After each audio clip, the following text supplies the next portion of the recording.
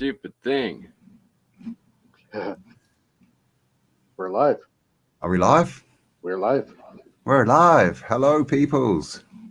Oh, glitched out. Wonderful.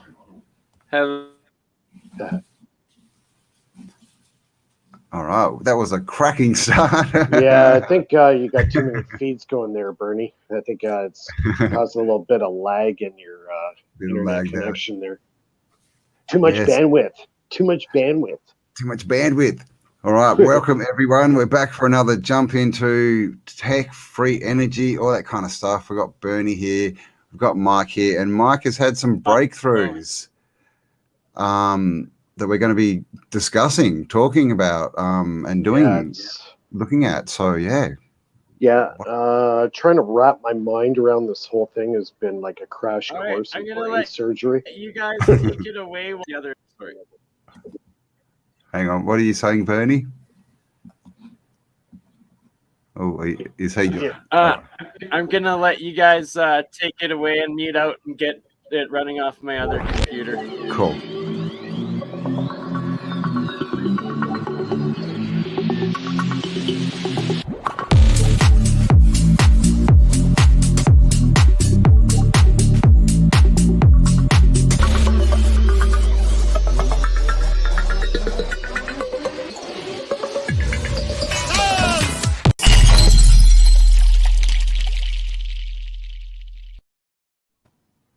Oh, wow. What a cracking intro that was, Jay. That was a double play. All right, who have we got here? We've got Lightning, we've got Megan, I am Lord Shri Hari.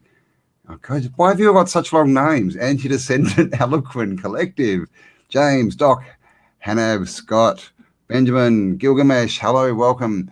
If you missed the intro, Bernie is going to be back. He's just reducing his bandwidth. And we've got Mike from Faraday Research. Is that correct? That's the right name for your channel. And we're going to be discussing free energy again, and basically the discoveries that have bent and almost broken Mike's poor brain. Basically, yeah, big steps forward. So what have you found, Mike? Well, let's just say it was bending my mind to the point where it's like borderline having a nervous breakdown. Kind of like Tesla when he was trying to figure out how to make the AC motor. He said he basically had a nervous breakdown. And right after that, he finally discovered the answer to it. And it was like, I'm banging my head against a wall trying to figure this out. Because, we're working with a totally different type of power. Because we're not like the system that Don Smith and Tesla was working on, and a few others. It's a totally different type of energy, and you have to understand what this energy is. Because if you don't understand what this energy is, you're going to have a very hard time trying to manipulate this power into what you need. So basically, we need reference points, don't we? To even start understanding it. Yeah, exactly. And you know what? I've been researching. I sound like a broken record all the time, but it's finally given me some answers, and now I'm actually getting some results that I want. So, Ken Wheeler has got a really good video of Bernie's going to post it during the show. That you have to watch this video that Ken Wheeler did on the Tesla monopolar field. I don't care if it takes 25 times. You watch it and you listen and you understand what he's saying. Because if you don't understand what he's saying, you can't move forward and take this power and manipulate it and transform it into what you need for your over Unity devices. Yeah, and so this is basically what we're talking about is the fifth element, right? The ether, the bit that we're not supposed to talk about, that science has spent 100 years trying to tell us doesn't exist. Everything's physical, right? So regular Yeah, regular mainstream science doesn't understand what counter space is. The ether. What's its relationship with electricity, or the electricity that Tesla discovered. And actually, really isn't electricity; it's an impulse wave. It works at a totally different physics than your Hertzian or a DC current or an alternating current. Okay. It's completely different than all of them, because you can light up light bulbs with one wire. And I said this in the last couple of shows that we've done. It has to sink in. All the other power that we use today, this is technically impossible. So That's what I like. why is it possible? We have to understand and how to use counter space. Okay, counter space is the universal grounding point. So I could stick the ground in the air as an antenna, right. and then Okay. stick the wire to a light bulb, and it'll still light up. So, Wow. Okay. It's a different way to look at it, isn't it? It is, because no other power can do that.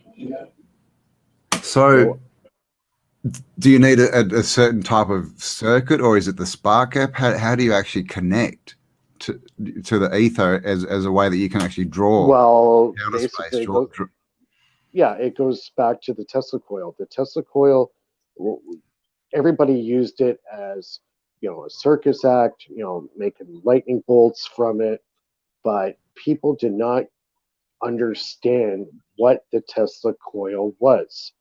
It was the generator medium that creates the monopolar field, the impulse.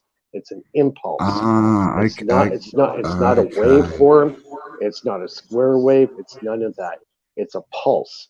So any other waveform, say like your AC and DC power, when you transmit that power, there are losses. Yeah. It doesn't matter how good your AC is, there's still losses. Resistance. But monopolar, there's zero losses. Basically, it has zero resistance. So is it always cold energy, this counter space energy? Yeah, it's always so. It is until you change it. And so you can manipulate it, which is what you're talking about. Is you need to understand it. Yeah. You have to know how to change it, manipulate it, and craft it, as Don Smith would say, into the power source that you desire, whether it's AC or DC.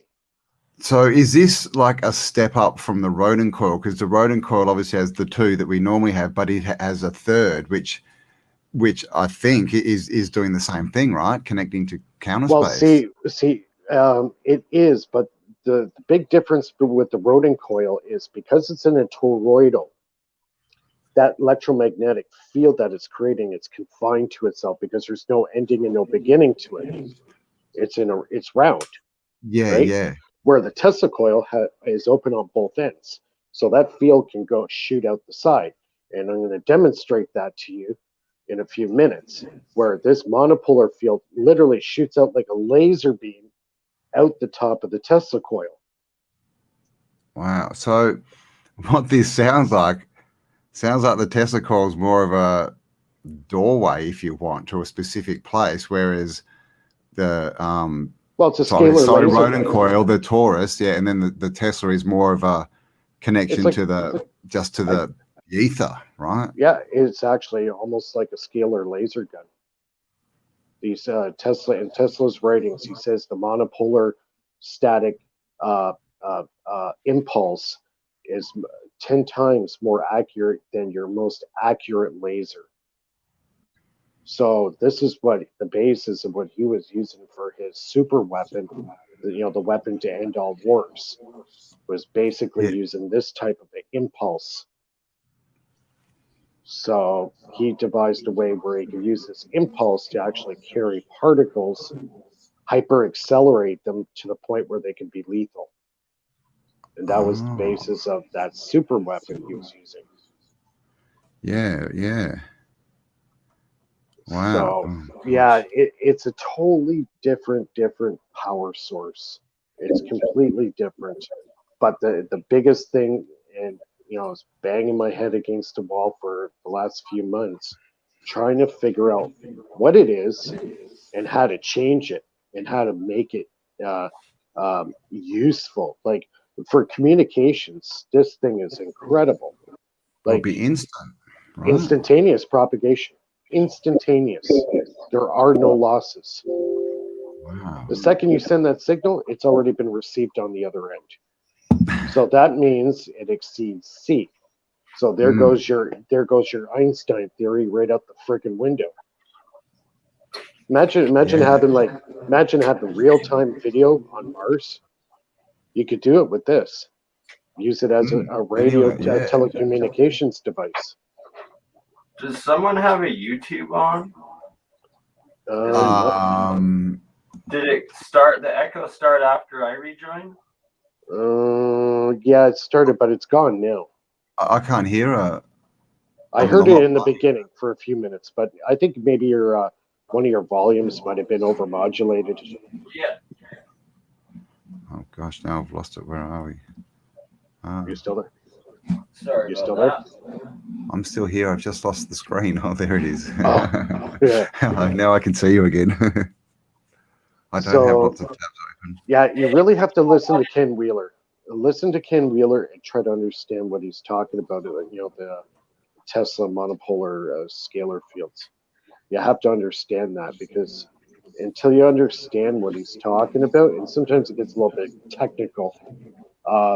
It took me a while to figure it out, but it seemed like I did these changes today, like within a matter of a couple hours, hooked it up, boom, it worked. I'm like, I've been banging my head against the wall for the last 3 months trying to figure this out, and I just got it now. It's still underpowered. It's still a little underpowered for what I want, but at least I know what's going on. I understand what's happening now. So I want to show you. I might as well. Yes, let's have a look. Now is a good time as any. Definitely. So I was working on building the transformers. Now, here's a question for you, Campbell. See if you get it right. Bernie got it right. What is more efficient, an AC circuit or a DC? I would think an AC, but does that jump forward? Not really, because it's active power. Where a DC, it's exponentially more inefficient, and it has to do with you're breaking the electromagnetic dipole on each spin with the AC motor. Thus, you're wasting all of the energy. Right. You're constant established and you're rebuilding it. So that's two fields you're destroying and rebuilding in an AC for every circuit. Where at DC, you have it all there in harmony, and you just pulse it once per time, just taking a prick out of it each time instead of having to rebuild the entire field each rotation. Right. Yeah. See, with the DC, you have the advantage of storing it in capacitors. You can store active power in capacitors, but you only get an instantaneous burst for every pulse of the frequency. So it's pulsing that out every 60 pulses per second, right? But in a DC one, you can fill up capacitors. And even though that it's pulsed, now what's really cool about DC, you can emulate AC with it. A pulse DC can run AC appliances. Yeah, because you're right. Yeah, because you can't do that. You can't do that with AC. You have to rectify it. Okay, so basically, the AC system is not, because I thought it might be accessing the ether every time it disconnects, but it's working the other way. It's good for active power, right? When you're demanding like an active power on demand, like powering say a heavy machinery, that's great. That's where the DC lacks, but the DC for the torque of it, right? It's the load. It has to do with the load. And that I think has to do with heavy resistance amperage sort of electricity compared to the cold electricity running through the entire system and generation. It's like you do the cold throughout all the transportation and like as much of it as you can, and then you only step up to the full hot electricity when you're in the smallest amount of circuitry with your resistant load on it. Yeah. Yeah. Yep. So does AC not have the resistance and load because it keeps resetting itself? That's one part. That's in the generator part, but then it's also in the entire transmission part and movement part.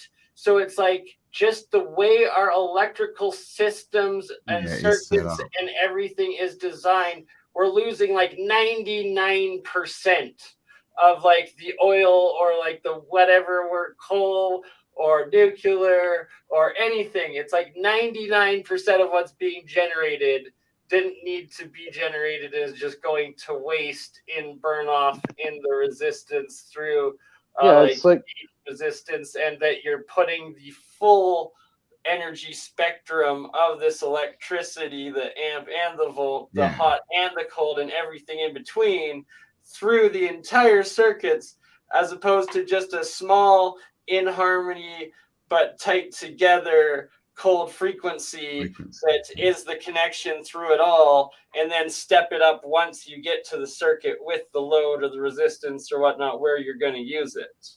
See, the thing is, AC and DC, they both are a yin and a yang. Okay, both of them have their advantages and disadvantages. AC can travel distance where DC can't. Okay, AC can run active power where DC it burns itself out. It needs a huge amount of capacitance to do that. That's where the AC kind of is better, right? But if you're running small loads like cell phones and anything that's battery operated, well, obviously the DC is the superior choice. So both of these waveforms have got their yin and their yang, right? Yeah. Their advantages and disadvantages. So it's a matter, when you're building your system, you have to figure out which one you need to use more. What's more important, transmission of power or capacitance of power?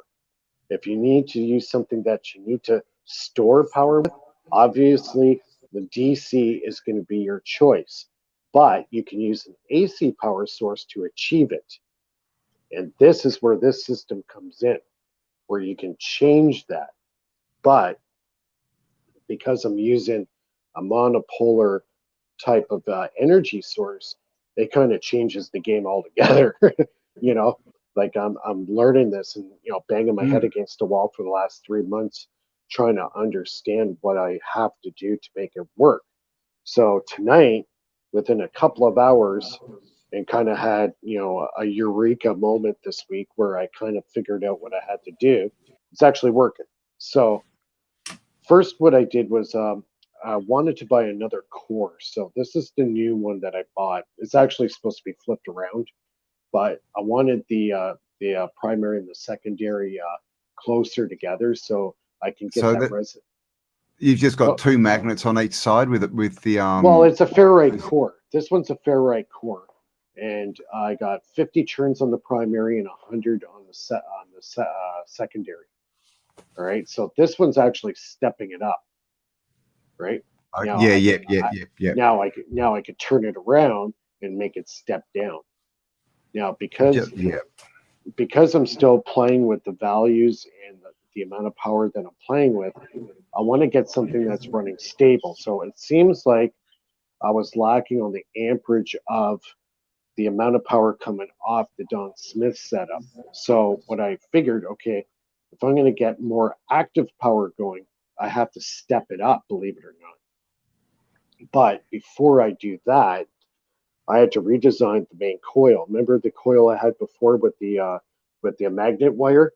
Okay. Yeah. So I have that underneath this. So I've got, I believe this is 20. I think it's 20 gauge speaker wire, and I wrapped a layer of that on top of the magnetic wire. So it's a coil within a coil. Yeah, you got a double wire. Yeah, well, Yeah, it's a bifilar.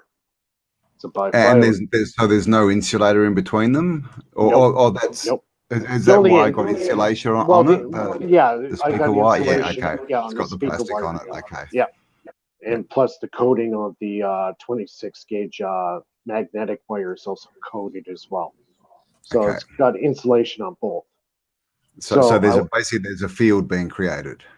Yeah, it's basically creating kind of a modified version of a jewel thief circuit, a jewel ringer, they might call it too. So I went back to this one spark gap for the sole reason I want to get the frequency down, because this box here essentially is a solid state Tesla coil built inside. Puts out high voltage. I can get it up to a 11 kVA. So and then it goes through the ceramic capacitors here to kind of hold that charge up. Go through the spark gap. Now this is where the magic happens. I can do two things with it. I can step up the voltage, and I can also change the waveform of the frequency. So I have it set up now where it's running very, very close to 60 hertz.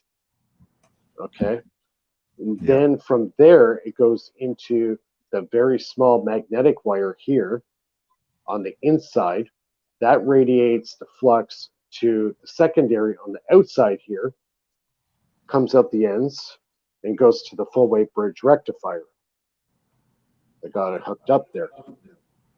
So coming off the coils, these two wires. Sorry? Is that just going to light? What are the outputs of that? Is that going to light bulbs and things, or? Yeah, well, I got it set up right now where I'm going to do AC. So I got the power coming off the coil. It's going into the full wave bridge rectifier, the two wires here in the middle, and then you got your DC positive, DC negative. So I'm taking those wires. Now, keep in mind that this is still being pulsed at a 60 hertz. I've changed it. Usually these Tesla coil transformers, they run in the kilohertz. I think this one's about 47 kilohertz. So I had to really bring that frequency way down. And I'll tell you why. Very important. With any kind of transformer, it has to be a pulsing field. If the frequency is too high, the transformer doesn't do anything. It can't absorb that power. So now that I got it to about 60 hertz, it makes my core active. So now I'm pulsing 60 hertz, and when I'm stepping up the voltage, when you step up voltage, it actually helps your amperage, and then vice versa. Okay, so the main reason that you're stepping it down and then back up again is to reduce radiation and waste and basically, yeah? Yeah, I'm trying to accelerate the amount of electrons going through the circuit, because when the second you put a load, that peak voltage is going to drop, but the amperage is going to come in from behind it. It's going to make up for it. Okay. So you see what I'm saying? So I'm going to turn it on here. I'm just going to kind of show you. Now this one is the least efficient of the two because it's active. I've changed it now into a Hertzian waveform going through a core, where this core here, there is no core. It's an air core. Is that part of the connection to the field, that it's got no core? Well, that's how you create the monopolar Tesla, monopolar field, right? Oh, okay. So if you had a core, it would be it would create a second field, which would make it a bipolar. That changes everything. The second you put a core in it, it changes everything. Yep, cool, gotcha. But also you have to have the frequency set just right. So this frequency I have set up now, it will create the monopolar field, but not as strong as if I tuned it up even higher to a higher frequency. So how are you tuning the spark gap? Is that just distance and like just basically the gap. Yep, trial and error, and just opening and closing the gap closer or wider. See, when you open up wider, the frequency decreases. When you increase it, you put the gaps closer together. So That this one's just got, so this one spins has me out. about, this The one here answer to is free about, energy is literally 2 bolts in a cylinder. yeah. Hey, That's when you think, amazing. when you think about it, The this is all plasma that Tesla. state into a circuit that is in resonance and harmony with And it's, yeah. running efficiently. The I'm going cold to fire it up here. I'm going to fire it up here. Indeed, Professor Bernie. All right, so there we go. So okay, one wire, guys, one wire going in. No, this is coming off the transformer. Oh, okay. Oh God, so you're making a lie out of me. This is the transformer creating the power. So now So that, I'm lighting.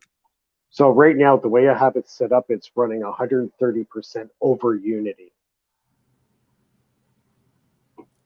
I did the over calculation. what? So does that mean of what's coming in at the front? Yeah. See, there's the spark. Oh, so that's nice. pulsing around 60, very close to 60 hertz, because this light here right now is solid. So I dialed in it as lowest I could go with it and plugged it into my calculator, and it was showing me about 131% over unity. Now, when I hooked the same system up and reconfigured it in the DC using the capacitors, I was hitting about 255% over unity. So is that just like a straight, if you're putting, for instance, 100 watts in, you're getting 255 out? Well, see, I don't have the, one sec, see if I still got it here. And is that all to do with the windings? Yeah. Okay, so I got it down to energy input was about 4.2 watts, and the energy output is 5.5 watts. So my efficiency is at 130.95%. So if you have more windings, you can step it up more. Sure, you can totally change the dynamics. So you've just done that because that's what you want. So basically, a transformer is an over unity. It's an over unity device in disguise. We've been using it for the last 130 years. But it's that you're combining it with the X factor of making the circuits exponentially more efficient, and then from there adding these multiplier transformers, doing the step up, so you're able to increase what you have and also exponentially increase what you have going in from the same amount, and also exponentially decrease what's needed in that same circuit or workload sort of thing.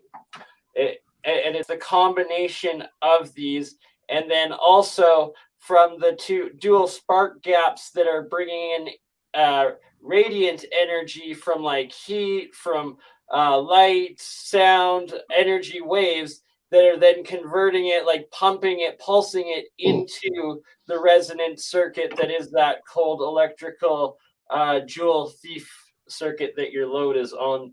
Okay, and so what I want, XXX 3 multiplying factor. So on this here is an EM meter. It shows electromagnetic frequencies coming off. So I just want to kind of show.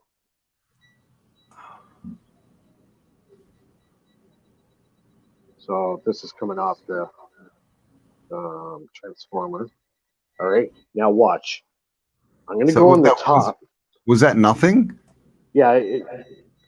No, it was. The beeping means there's something there. Oh, the beeping. Okay, I just couldn't see the numbers. Okay, so there's something there. Yeah. So I got a full wave going there.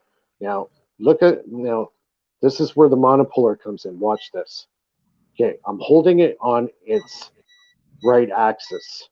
Okay, I'm barely getting a beep. I get now what you're saying. Hold on. Ken Wheeler's counter space spot. Hold on. I want to show you something. See, it's giving off almost very little. You have to go very close. Now watch when I go in front of it. It's going freaking nuts. And look how far away I'm going. It's shooting it out the end. Now, is that because you're creating two fields next to each other, and that void, if you want to put it that way, in the middle the monopolar field is shooting out the top. So that's what okay, yeah, right. That's what you meant before when you said you'll show us it literally shooting out. Yeah, it's shooting out the top. The perpendicular angles on 3 different levels of cones all going into each other from the center, but it's different fields all collapsing essentially into itself. So it's like a torus and then like an inverted torus coming out, and in the 3 different angles to then equal the counter space, and it explains the gyroscopic rotation effect of the inertial angular momentum within gravity. Yeah, see, the monopolar is actually shooting out like a laser. So this is how you would make a long-range radio device. Yeah. It's kind of like a Yagi antenna. And because it's connecting with it's the impulse. ether, It's an impulse. basically you just need an antenna anywhere, do you, to just pick it up and the right. I bet you if we set this up a certain way and have another device sitting on Mars, we could communicate. Because you'd need some kind of frequency connection, wouldn't you? Well, you would need the same type of coil here. What I got set up here, I would need a receiver on Mars. So okay. So it's wow. And it would be instantaneous because it's an impulse wave. It's an impulse. So you know how you see all these domes with the big spires on top of them, and we see. Do you know what a belfry is? Like those sort of they're on all the domes, and they got like windows in them, like, would that be a good place to create a spark gap? Like sure, if you were, it's a good receiver for electricity. Yeah, so, that's what I'm thinking. Like you could literally drive it from the antenna, which is grabbing it straight into a spark gap, and then run it off. Right. Exactly. Yep. Okay, that's good to know. I'm going to do a change in my setup here. I want to show you the DC way. All right. Just bear with me for a minute. You guys can chit chat while I just do my change here. Alrighty. Who we got here? Snazzy Patriot, Valley Parks. Hello, Anthony. Antecedent, Eloquent Collective. These nuts, Mikey. I am. Oh, what's that? Slime, Daniel. That's not. What's going on? Based off the wavelength, seems to need some form of emission collection or induction field around that shooting point, maybe. Sure. You made a mini antenna. Basically, that's what it is. What Yagi is a directional antenna. Oh, okay. So Mike's saying Yagi is the emitter and reflector. Look how a Yagi works. Oh, okay.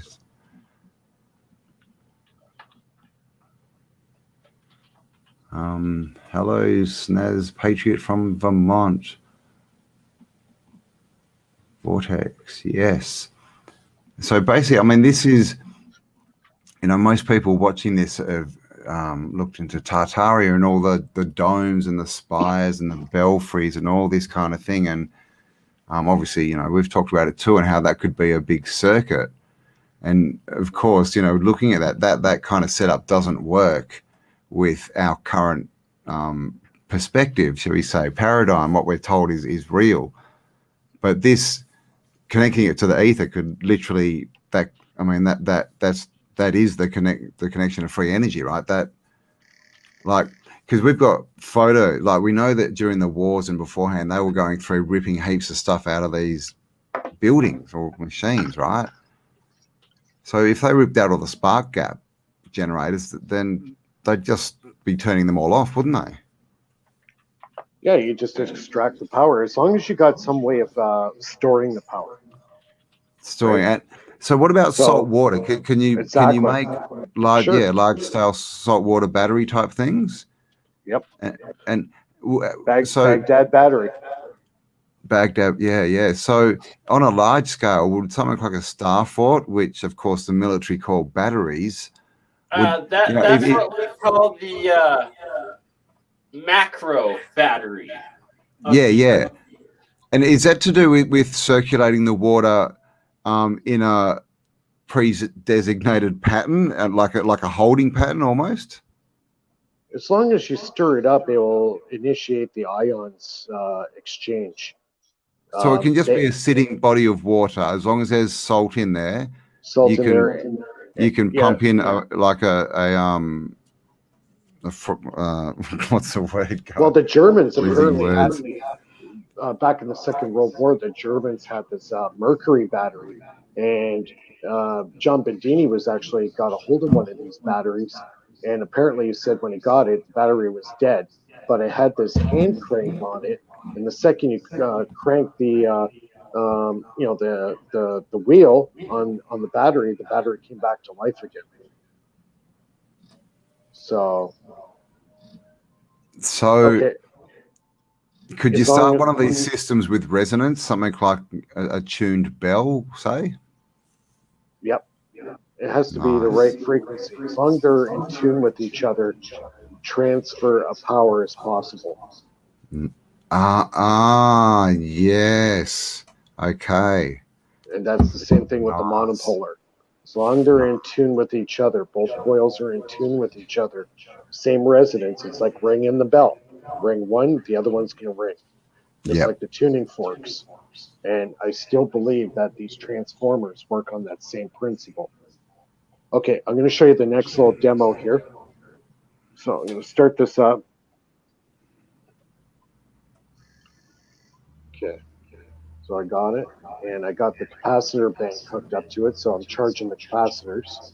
Now watch, I'm going to shut it off just to prove that the capacitors are working. Okay, the system's off now. It's just running. So that's running from electricity held in the capacitors. Yeah, that's right. So now I'm using this system to charge up capacitors to run a load. See, I've transformed it from a very high frequency, dropped it down to 60 hertz, dropped it into a DC direct current through the rectifier, dump it into a capacitor bank. Now I can run my DC load. Nice. So what is a capacitor? Like, how do you make a it's very easy. Because a transformer is just windings, right? That it looks like a transformer is just a winding, and depending on the polarity, it either makes things bigger or smaller, like the current. Basically, you got two say tinfoil plates. You could use actual foil. You can make your own. So what you do is you get foil, and then what you need is a dielectric. So like a piece of plastic. Some people are making them with the plastic that they use for when they get a new rug for the house and they put that plastic on the ground. Yeah. You can use that as a dielectric. So you go foil, dielectric, foil, and then you roll it, put an electrode on the inside, one on the outside, boom, you got your capacitor. It's as easy as that. Wow. And dielectric means that it's not magnetic. It's considered. It has no pole, like no polarity, right? Basically. See, that's how electricity is created through magnetism and the dielectricity. You get those two together, you get electricity. You cannot have one without the other. As long as you got the magnetism and you got the dielectricity, you got power. There's no other way to do it. And the dielectricity is the. It comes from the insulator. Yeah, so it's basically just having different mediums stacked on each other, like metal, insulator, metal, aluminium. It separates the two plates. So that gives you the differential. Yep. And that's where that's where it is. But you also have to have the magnetism there. Without the magnetism, you have to have dielectricity and magnetism together. That's to create the field and the interaction of the fields? No, that's just to create electricity. Like what does a magnet do though? Like, does that create an interactive field? Is that how it interacts with the dielectric. I'm getting a huge echo. Or are you? Yeah, somebody's echoing like really bad. Yeah, Mike, it's either you or Campbell. I've been muted the whole time trying to figure it out. So yeah, okay. It's like it comes Campbell, and you might goes. have it on like a phone or something. Sorry, guys. I can't hear anything. It sounds good to me. What's it like in the chat, Well, guys? it sounds good, but I can hear the echo. There's definitely an echo. Like a reverb, like it's playing. Go into audio settings and check to the audio cancellation option is on. Audio, yep, that's on. Yeah, I got it. Stereo audio automatically adjust. Yep, I've got it all on. Let's try wired.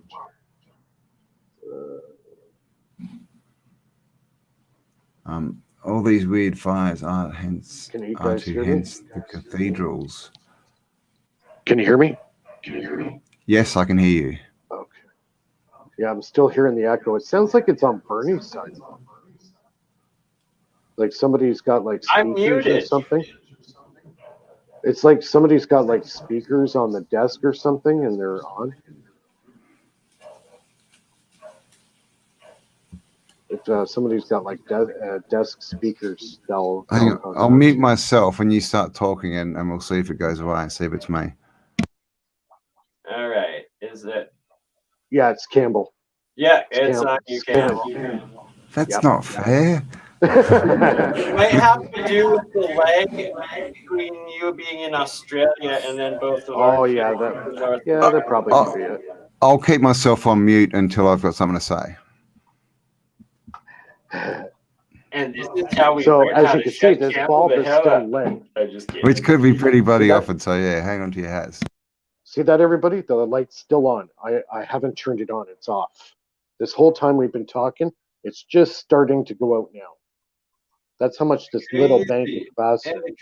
I gotcha. That's cool. Watch when I turn it back on. You'll start going. Capacitors are like instantly charged batteries that feed the cycle. Charging. Now they're fully charged. Now watch, I'll shut it off. It's off. It's still on. And that's going to run for probably the next 5 minutes with no power going into it. That's just so cool. And these capacitors aren't very big. They're small. This is a 4.5 watt LED light bulb, 4.5 watts. And it stays lit off this for like 5 minutes.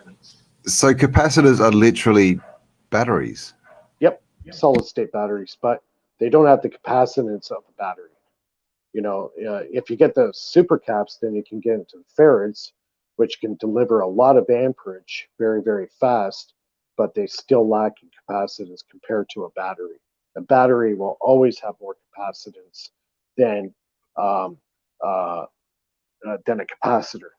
But if you use them together, hand in hand, if the capacitor and you attach it directly to a battery, what will happen now, and this is actually a good tip for anybody who's doing off-the-grid home, when you get your batteries, you hook them up to a bank of capacitors.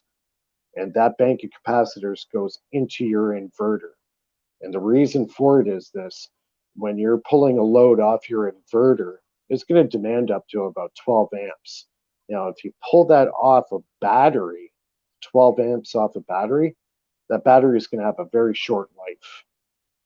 So what you want to do is connect the capacitor bank to the batteries. So it's going to pull the load off the capacitors, not the battery.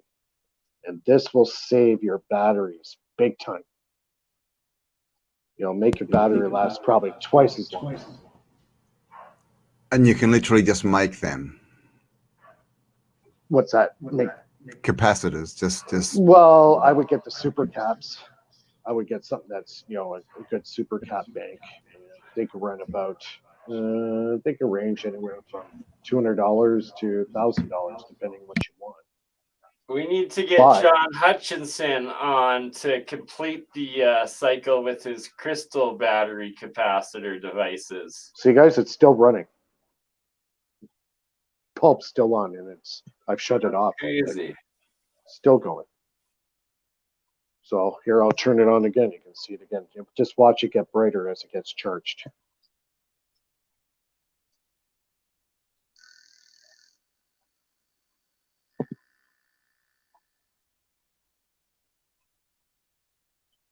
That's it. It's fully charged. And that'll run probably for the next 5 minutes. No power going in it. It's off. Zero power. It's just running off this tiny little capacitor bank. And this is a 4.5 watt LED bulb. That's mad. So obviously that would also save a lot of energy if you were like running off a solar setup, say. Sure. You hook this system up to a solar panel, charge up your capacitor, shut it off, and then you got that stored power. Or these capacitors would go to a solar charge controller, and then you start charging your battery bank. And that's why you're also gonna incorporate, once you have this dialed in, a flywheel to put into a battery. Well, the flywheel is going to run this. Exactly, but that's this what is the back end. Yeah, exactly. That there'll be a flywheel that will keep getting charged up, and that your energy is getting transversed into the inertia and the spin of the flywheel. That is then your power source that is charged, keeps on going. If you configure a flywheel correctly, it's perpetual motion. It's fact. Because the Earth has been spinning for 4.5 billion years. Okay? It's spinning in an ether. So there's very little, if any, resistance. So if you want a perpetual motion device, we're living on one. It's been spinning for 4.5 million years. I know some people out there might not accept that, but from what I can see, it's been doing its job. And if it didn't spin, we would have some serious problems on the planet. So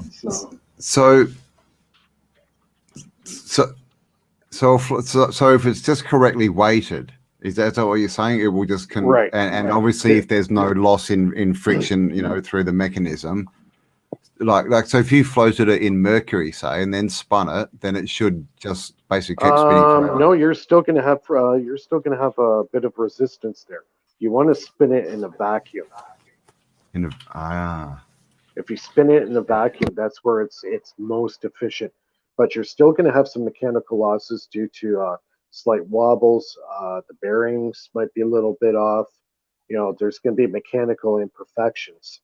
But if you can make something that's almost mechanically perfect and you put it in a vacuum, you've got one very, very efficient flywheel, and it will spin for and it varies on diameter is a big factor, and also weight.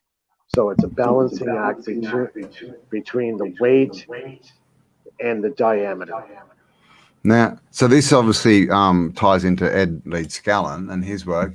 Now, does a flywheel have to be horizontal, or can you use them vertically? Perpendicular to the electric fields. Okay, so it depends on the system that you've got set up. As far as I know, the dual pancake coils that are then taking in from the counter space, your scalar or whatever waves that you're canceling out of the monopole collection. Well, look at the Earth. Look how it's tilted.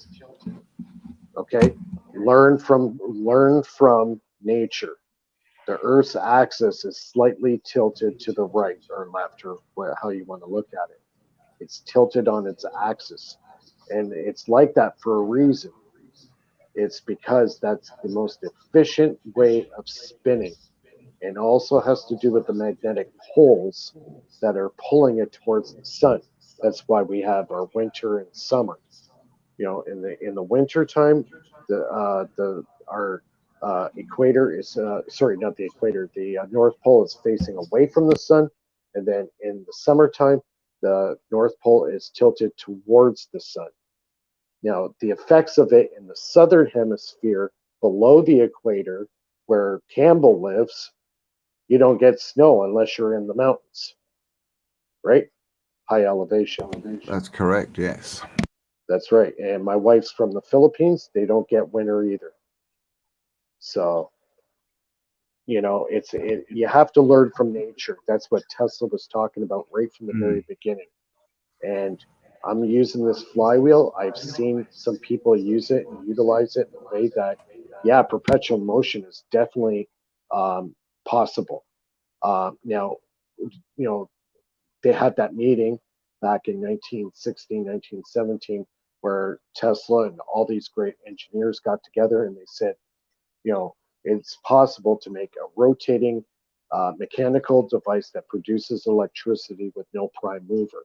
So if I set this up the way I want to set it up, there's going to be no battery input to the system. I'm just going to create a capacitance with a capacitor bank, probably about 500 farad at 12 volts, and that's it. So second I grab that wheel and I give it a really hard spin, that thing should spin forever if I get it right. And the way I'll know it's right, after I spin it, the wheel, I got a huge echo. Try it again. That's better. Sorry, Campbell. I'm going to play the Ken Wheeler video so people kind of grasp what you're saying. I'm just going to... I'm going to jump out for a quick smoke. I'll be right back. So play the video. Can I just ask one quick question before you jump out? Sure. Could Ferris wheels and merry-go-rounds be flywheels? Like, is that how they'd be set up? Like, obviously not what we see today, but yeah, it's the same idea, but too many mechanical losses. They have to be built a lot better. Okay. A lot more balanced. Efficiently. Okay. Harmonically balanced, they call it. Like magnets and frequency would do that, wouldn't it? No, it's weight. It's how it's weighted. How it's weighted. I work with CNC machines, and we have quite a few machines in there that have very high speed spindles, and we have to actually physically take our tools that we're going to put in the machine, and we have to harmonically balance them before we put them in the machine. Otherwise, when it revs up to 40,000 RPM, those tools will wobble and destroy themselves. Because of entrainment. Yeah, right. Wow. Yeah. Awesome. All right, okay, I'll let you go now. Right Thank you.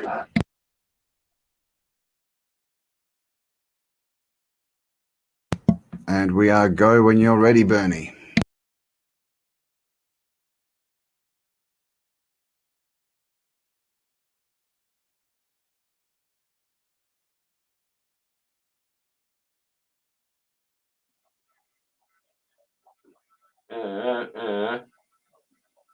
Technical difficulties. Hey. I was extremely busy yesterday because the plumber is not finished. It is a governmental inspection. Oh, we've got sewer lines, so the whole Bernie. had been filled yet, so there's an enormous mess in the backyard, and that took forever, and there's an enormous mess in the basement, and that took forever. Bernie. So that's why I've been absent. I took Sunday off, and then I came back on Monday. Bernie. Finish the job. One of the things that I keep encountering over and over and over again, and there are these few handful of things. There's actually Bernie, can you hear me? Like that I encounter in my life, where Bernie? people completely don't understand. One of them is on the Terminata, also too Vita Negativa. Bernie, massive reverb. Is on Tesla's death ray. We talk about scalar waves, which is the worst word ever because there's no wave or transverse component in scalar. I get this really powerful, dangerous magnet too close to my iPad. Didn't want to ruin my iPad. Talk about Bernie, don't run away. There's massive reverb coming through. Quotes about his wireless energy, but anybody can quote Tesla. That's not important. The important thing is to learn something. But first, I need to make a near perfect. Bernie! Oh my God. I've never felt so close to the possibility of disclosure. The Nephilim, the giants, you can't make up that kind of stuff. They've overcome stage 4 cancer. It's the real deal. It's the real deal. I'm George Norrie, and we here at Gaia are committed to revealing the truth. Homeland Security has a video, and it's really strange. Credible stories of anomalies, ghosts, and hauntings. So much seems to be locked into codes, secret programs. Something else is going on here, don't you think? This program is set up for you to hear the mysteries of this planet, the mysteries of this universe, but also events that are happening right now that affect all of us. Believe me, we're just getting started. I'm going to get the answers. Ingo Swan saw structures. What do you think of that? Is it possible to develop skills like telepathy? You changed a lot of people who were skeptical about life after death. They are actually seeing artifacts from prior civilizations. Interdimensional beings. Are they ghosts? Are they extraterrestrial? What exactly are they? An extraterrestrial presence makes a lot of sense. How did these structures get built? It defies our imagination.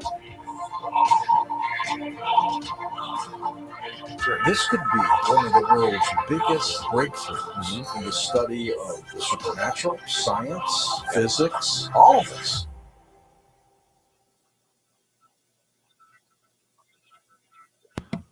Sorry guys, I've been left. I'm trying to cut in and get another screen share going, but it's not letting me. I hate you, Gaia TV, you bloody scammers. Dude, it's got massive echo. It's got massive echo. Can't even go outside for a full cigarette. Analogy specifically Can you about hear me, lasers. Bernie? I grew up playing with Bernie, lasers. can you I hear actually me? had helium neon lasers. This is a little laser pointer, and everybody the same thing with light. Anything that has a speed, like a speed of sound or speed of light. Everybody on this earth suffers the same delusion. That if it has a speed, then it's moving from point A to point B. But light is not an emission. And sound is not an emission either. It's not. It's the rate of propagation of hysteresis, great word, hysteresis of the medium, in this case the ether, as pertains to a sound. It's the hysteresis of the oxygen and nitrogen, i.e. the air. The rate of propagation actually changes depending on temperature and density, which are both the same thing when it pertains to air. So it's not fixed. Neither is the so-called speed or rate of induction of light, which changes through glass and water. Okay, guys, if you can hear me, the same problem that get a people coffee, have, I think. and Let's all lasers take are point 5 source and device. Well, lasers come back and radiation. we'll see if we can watch this And I am without getting Yes. on the Tesla scalar here, but I need to make sorry. an Oh, I What's heard up, Bernie. Campbell? what Bernie. scalar is Bernie. relative Bernie. to Campbell? electromagnetic radiation. Can you hear me? Extremely lossy. I could We've hear got you. massive I can hear it echo. on my phone outside is the perfectly. dielectric field. Massive So losing echo. energy, the dielectric manifests as a three-dimensional force vector, which of course creates the magnetic field, which then as an after effect, of course, Bernie, space. oh, So, did he just walk away? Okay. magnetism by its very Coffee time, definition guys. Go is get a lossy, coffee. I'm going to get a meaning coffee. the loss of I'll energy, see you all back inertia. here in 5. Negative image of infinity or sorry pure for the potential is pure impotency. technical difficulties. Negative image of counter space is, of course, the creation of space, not space itself, which has no properties. One of the fundamental issues that people really Mike, suffer from Bernie's is on that away and we've got all massive lasers, echo, and it's so not true at all. Oh, yeah. You you emit can't this turn off, so I'm just going to run and parallel get a light, coffee so it's too. coherent I'll be back. radiation. Well, that's attributionally correct, but what a laser is a point source object. A laser does not actually emit parallel light. I'd actually want to mention this to you about lights and point source light pertains to a laser, so I can more accurately define the analogy of Tesla's scalar. Most types of lasers actually emit spreading or non-parallel lights. Lasers and CD players and laser pointers are semiconductor diode lasers. Also, like I said, played with helium neon lasers growing up. They create actually a cone-shaped beam, and if a parallel beam is desired, and they're in here too, they're little plastic lenses. They actually require focusing lenses. The same is true for lasers and inexpensive laser pointers. You take apart an old laser pointer like this, or any laser pointer, you'll find plastic lenses in front of the diode. Classic helium neon lasers, which I had a lot of growing up. I had a lot of science stuff experimented with growing up. Create actually spreading light. They don't actually create, this little parallel lightsaber beam of light. They actually don't. The laser tube in a typical classroom laser contains at least one curved mirror called a confocal arrangement, and it creates, of course, light in the form of a spreading cone. It is an extremely little known fact. It's almost nobody knows this fact, that manufacturers of classroom lasers, and most lasers for that fact, place convex lenses on the end of their laser tubes in order to shape the spreading light cone into a parallel beam. So lasers don't actually emit this little cone of light. And why is this important? We'll make an important analogy about so-called scalar, or and I don't want to use the word scalar waves because there's no wave component, and that actually confuses people about scalar. And I actually posted a little diagram on my community forum on Tesla scalar, that inverse to Hertzian phenomena. I'm trying to draw a simple analogy of creating, in the terms of a Tesla scalar, which is also too what Tesla called as death ray. These are like cavitation bubbles in the ether, also too made a representation of like a piece of fabric that is nailed to the wall. You have your hands on the other end of the fabric, and you're actually shaking the fabric. And of course, it creates these perturbations, exactly like light, exactly like electricity does, which is lossy. It is a fact, and a fact that Nikola Tesla stated over and over and over again, that wireless power transmission, while it is possible using electricity, electricity is not a field modality in itself. It's a hybrid. Phi times I equals Q in Planck of electrification. Electricity is the composite of dielectricity and magnetism, explaining how an electromagnet works. You know, like those big electromagnets that actually pick up dead cars at dumps, is extremely easy. If you actually have seen the inside of one of those electromagnets, it loses this dielectric component in counter space, and it actually creates this enormous magnetic field, and of course, incredibly impressive. But Tesla scalar, I don't have a stick right here, I'd actually put, instead of a piece of fabric that I'm creating lossy perturbations in, imagine a piece of fabric, you know, that stretches from here, you know, to 10 miles down the road. I get to sit there and shake the fabric, but it's extremely lossy because the perturbations, which are transverse, exactly like electricity and exactly like light, which it'll encounter things, of course, in outer space. Light that doesn't encounter much, obviously, so its propagation is nearly unlimited, even though it falls off, depending on what the intensity is and the distance. Inverse square law, of course. You know, the piece of fabric will encounter, you know, air disturbance, where it's actually pushing against the air, which wants to be incompressible. So no matter how violently or how much energy I put into it, very little of the energy is going to be transmitted, say, you know, a mile or 2 miles down the road. In the case of Tesla scalar, it's point source light. It is not lossy because it has no transverse component. The little diagram that I posted on the community board, if you'd like to see it, it's a little diagram that I created talking about Tesla versus Hertzian wave phenomena, which of course would be the case of electricity, and TEM, or transverse electrical magnetic, has a transverse component. It is lossy. Just think about this a second, okay? Electricity, this is not my opinion, it's a fact, is a constituent of dielectricity and magnetism. It contains magnetism. Light, and this is a recent discovery, it's something I've known for a very, very long time. Scientists recently discovered the fact that light, or transverse electrical magnetic, whether it be radio or gamma radiation, they thought, though, there were nearly equal components of transverse electrical magnetic and, of course, the longitudinal rarefactions and compressions along the coaxial circuit that is light. They thought they were nearly equal, the transverse, whether it be circular or linear polarization of light. They were nearly equal, but it turns out that magnetism, as they discovered, is infinite number of powers higher than that of the electrical component of light, whether that be radio wave, gamma. And this is the reason why, say, for example, a 2-meter repeater 10 miles down the road, even though I have line of sight, as long as we're not, you know, both in a valley or something, you know, if I were to actually have perfect line of sight, the reason why I need, for gain, a Yagi antenna, which is a directional lobal antenna, pointed at that source for highest gain. The reason why is because it's radio. It's light. Radio is light, by the way. It's all electromagnetic radiation, which contains an enormous amount of magnetism. Magnetism, by definition, is lossy. It's the same reason why a semi-tractor trailer, it's the reason why it is a much better analogy, and I'll get you know, narrowing quickly on the point here. The reason why you ever driven up past on a freeway a giant tractor trailer, it's just creating so much of this buffering of the air. I mean, you can feel your car get whipped around as you go around a tractor trailer. It is extremely lossy, and it requires a lot of fuel, more fuel, you know, to push that air out of the way.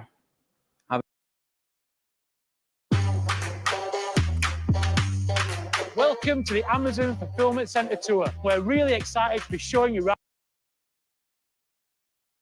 Obviously, it has a giant diesel engine. The reason why super fast cars are basically designed to look like a torpedo, with a torpedo point at the front and also too at the rear sometimes. So it actually creates the least amount of disturbance in the air, which of course requires more energy to part the air. In the case of light, in the case of electricity, these systems are incredibly lossy. Magnetism, by definition, is the loss of energy. With the footprint, the toroidal footprint of magnetism, you actually have a lossy footprint. This is the reason why Nikola Tesla, and I have to get to his quotes here in a second, says that it's completely impossible to even think of this, because there are a lot of people that have looked at the Wardenclyffe Tower, so-called scientists. That never would have worked because the energy dissipation would have been so much at distance. It never would. It's like a pipe dream Tesla had. He's a brilliant man, but it was all bunk. And I like to give you a quote from Tesla. It was not a transverse system. It was scalar. We could call it scalar. Of course, in the case of scalar, or Tesla's death ray, we're talking about volts per second, and it has no transverse components. It is not a lossy system. Tesla says this over and over again. He doesn't use the word lossy. He says with near nil or almost zero loss of power at distance. It was not a lossy system because it had no transverse component. But people don't understand that. People think of power, and including these people with PhDs that actually made videos for Nova, which I don't know if you've seen. Nova is a real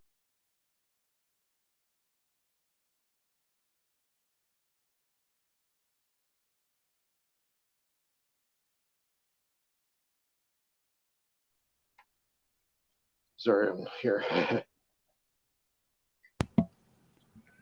Did it stop? It was midway, wasn't it? I don't know. Maybe, I don't know what happened. But anyways, it sounds all really confusing. It's a lot to absorb. I think it got cut off a little bit, Bertie. But anyways, put the link up for everybody to listen to it again, because it's very important to understand what he's talking about. He seems to be pretty dead on what he's talking about. Hey, I can hear you guys again. Yeah, I'm going to have to head out here in about 15 minutes, so... Okay, my friends. No worries. Just tidying up all my gear here. But anyway, so what I was going to say is what you've seen tonight, I haven't even posted this on my YouTube page, so you guys got an exclusive. Yeah. So I'll be making a couple of videos probably tomorrow evening. I got to do some family stuff tomorrow, but I will be doing a couple of videos tomorrow night to show everything that I've done. So yeah, I'm in the right direction. I think I know what I'm doing with this now, so I have to work on the flywheel.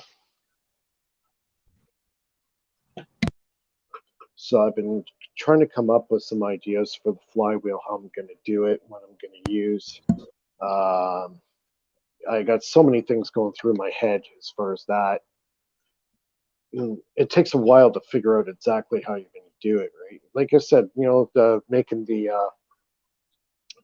end machine, that took me a year to get it the way I wanted it. But it was a little disappointing in the end when I found out that the end machine is not over Unity. It cannot, because what you're doing is creating a giant field and you're fighting against this field. And Eric Dollard kind of explains it pretty good. Actually, he knew Bruce De Palma, and it was not over Unity. So, yeah. There's a lot of research goes into this stuff. Sometimes you get a winner, sometimes you don't. Yeah, well, it's new territory, right? It's all pretty much trial and error at the moment. But Yeah, you are doing awesome work, so keep going. Well, it's baby steps, right? It's really Indeed, baby steps. And it is definitely, it's like that, rope learning. You've got to learn one step before you can take the next, don't you? It's a real sort of a Yeah, you have to learn what you're step-by-step dealing with. process. And sometimes, you can listen to all the people in the world and get something out of it, but sometimes the best learning happens when you actually do it on your own and you say, aha, you get that eureka moment. Live through experience. Mm-hmm. And proof that it works. Everyone can yell and scream and say what they want, but if you've made it work, well, the yelling and screaming doesn't make much sense. Well, that's what, this thing, what I showed you tonight, this took me 3 months to figure out. It doesn't happen overnight. Sometimes you have to learn things the hard way, right? I like to learn stuff kind of like taking a lot of bits and pieces of information from other people, slap it together, and hopefully it works. If it doesn't, why didn't it? So that's where, you have to research and research and research. And finally, and be autodidactic. That's right. And do the scientific method with your autodidactic wisdom. Yes. Well, you do, I use my water, and, I manifest ideas pretty good when I start using my water. And, Yeah. So what are you running that water through? I was talking to someone yesterday who had a machine. Are you running it through sound or color or magnetic field? I'm going to be. Yeah, I got it right here. Because I'd love to know how to. Can we do a show where we can learn how to build those? Yeah, I'll show you my unit right now. So nice. right here, so I got literally just one of those heating things. Yeah, it's a brewer's tank for home brewers. Oh, okay. Yeah, Stainless. right. Cool. Yeah. So this is where the neodymium magnets are. So I'm sending the water through the magnetic field, goes through the water filter, and then goes into the tank. And then, hold on here. Just let me pull this down here. And I got the vortex spinning. See it? Yes, yes. So so does that pretty much hold the charge in it? The charge. Yep. Because I got the splashing of the water, I'm infusing hydrogen into the water as well. So when I drink the water, you can notice that the water is a lot heavier. It becomes almost like heavy water. Yeah. Let's see. So. And I got the pump down there. There's the pump. Goes through the magnets. Magnets goes through the water filter, and then into the tank. It spirals in the vortex. Wow. Blows me away how simple all this stuff actually is, but just taught that it's so complicated. People follow. I still got to get my. I still have to get the right. Well, I want to get the Rife machine. As soon as I get the Rife machine, then I'm going to send 530 and 430 hertz and 528 hertz. I'm going to put transducers on the side of the tank, and it's going to radiate that signal into the water, because water can retain that. It's a memory. It can store information. So the Rife machine's frequency? Yeah, it's a frequency generator. Yeah, that's what it is. So literally, when you put resonators on the side of a tank and send a frequency in, when you take the lid off and look at it, you're going to have a cymatic sitting there, aren't you? Yeah, it's going to be a harmonic that you're putting into the water, and the water, because it's charged through the magnetic field that I'm giving it, that's how it retains that signal, that frequency. You're bringing it to a resonant frequency of the earth. Can literally, if you knew the correct frequencies, you could use that for health and healing. You could use it for growing plants. You could use it for whatever. Exactly. So when I get the Rife machine, they give you a list of about 200 different health ailments with the frequencies, the upper and lower, and then you just plug it into the machine, turn your water thing on, and let it spin for about 7 days, and then it's ready to drink. I am making one. There's my 3D printer. I gotta Amazing. get this thing fixed up.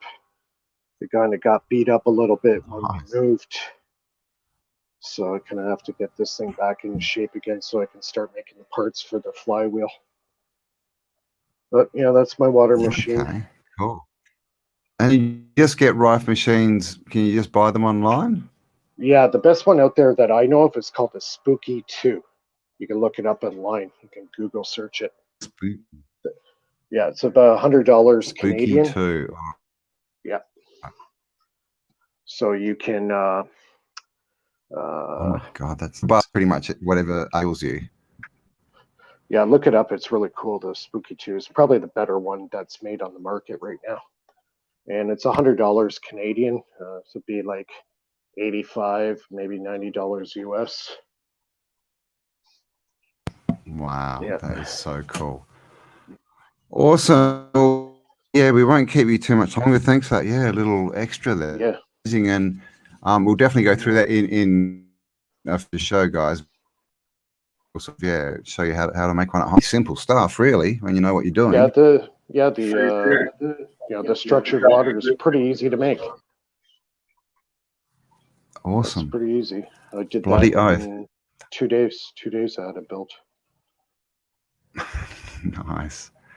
Awesome. Well, thanks again, Mike. We'll let you get some sleep, and we'll be talking again soon. It's a pleasure, brother.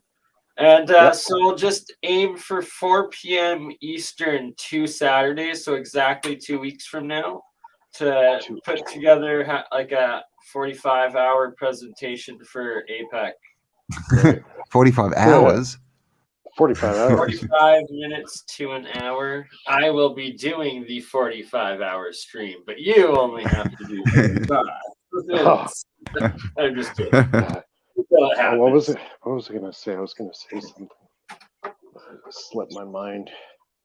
As far as on my YouTube channel, I got my Patreon page, and you can sign up there, and it's in the description. Now, I also got Bitcoin now, so I also have my Bitcoin address now. So if you want to send chuck me a couple of Bitcoins,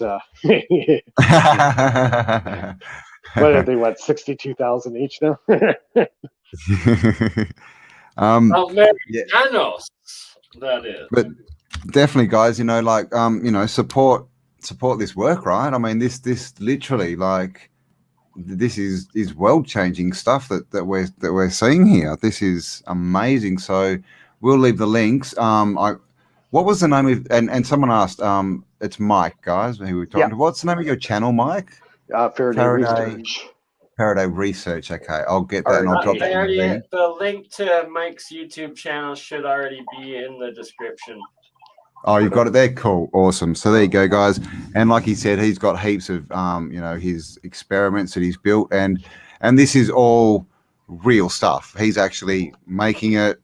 When it works, he's saying, there it is, it works. He's not sitting there talking concepts and all this kind of stuff. And not just that, though, you're explaining the exact process of where everything's happening, how it's happening, where it's going, where it's coming from, and it all makes sense. I'm about as open source as it gets. As is the universe, as is crypto blockchain, which is our next topic after you leave. All right, guys. Spark gap that you put into the picture.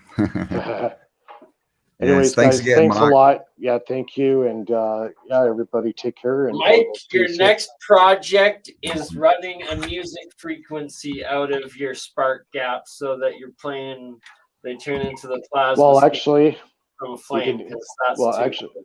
What you could do is actually do that through the Spooky 2. If you put audio frequencies, there's actual harmonics you can actually through the spark gap. No, not through the spark gap. You could do it through a spark gap, but you would do it through the Spooky 2 and put it into your water. Oh. Yes. Could you use that Spooky to tune the spark gap? No, you could, but no, that's a little bit different. You want to keep it into an audio frequency, a vibration, and that's what the water. That's what the water is going to pick up, that vibration. Okay, yeah, different energy state. Yep. Yeah, Cool. and there's music out there to actually get the right frequencies and put that through your Spooky 2, and then transmit that into the water. Nice. All right. Well, thank you. Guys. Awesome. We'll see you in 2 weeks, mate. All right, man. Take care. Thank you. Bye. Bye. Much love. All righty. You still there, Bern? He's Have I got 2 screens up? I've got. Yeah. Have I got another screen? Is that why I've got echo? Maybe. What's that? I think you just have to hit stop sharing screen and that'll disappear. Oh, okay. It did, yes. Yeah, sorry, I was trying to share when we had the echo. I was trying to get in there. Yeah, and see, now that it's just you and me back and forth, it's like completely gotten rid of it. I think it's just the third connection, like back between me and Mike, and then it going also to you in Australia. So All it's the like way out. Yeah. 2 doubles of us to every one of you within the audio, and that would probably cause that. Definitely. And someone mentioned, who was it? Someone said, slime. Daniel said, love the water. And that's the other thing you can do. Dr. Emoto's proven this, but you can just hold your water in. I know that copper's really good. I'm not sure if stainless steel is good, but you can literally just pray to your water. You can put intention in it. You can even write intention down on paper and stick it on the front, and that will energize your water to that frequency. Exactly, and it's about having the right electrical and right sound frequencies going into the waters, and it is a wonderful thing. I was just going to play a quick clip here of the end of the APEC conference from today, where I bring up the cold, hot electricity to like all of the NASA and Boeing engineers and stuff, and they just love it, and it's like I can't wait to bring Mike in on the next one, where he's like just gonna give them every single technical term that they need to like plug into their little systems, and then you're just it's gonna be fun. Wow. It's fun times. Someone said not copper. No. Brass, is it? Sorry, is it copper or brass? For the coils? That's good for holding water. That's good for.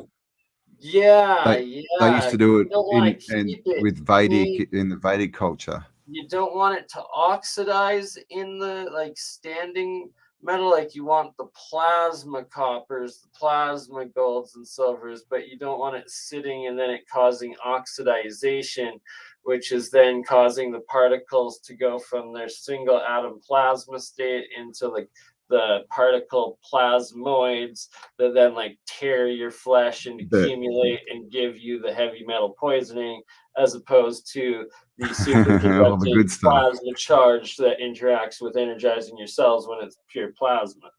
And that's oxygen, right? That's when it binds to oxygen. It does that. Yeah, the oxygen through the it's the cold fusion part of the electrolysis, where the H2O is splitting into the 2 heliums or hydrogens. Sometimes you get a helium, sometimes you get the heavy water, sometimes you get the oxides, or sometimes you just get the pure plasmas.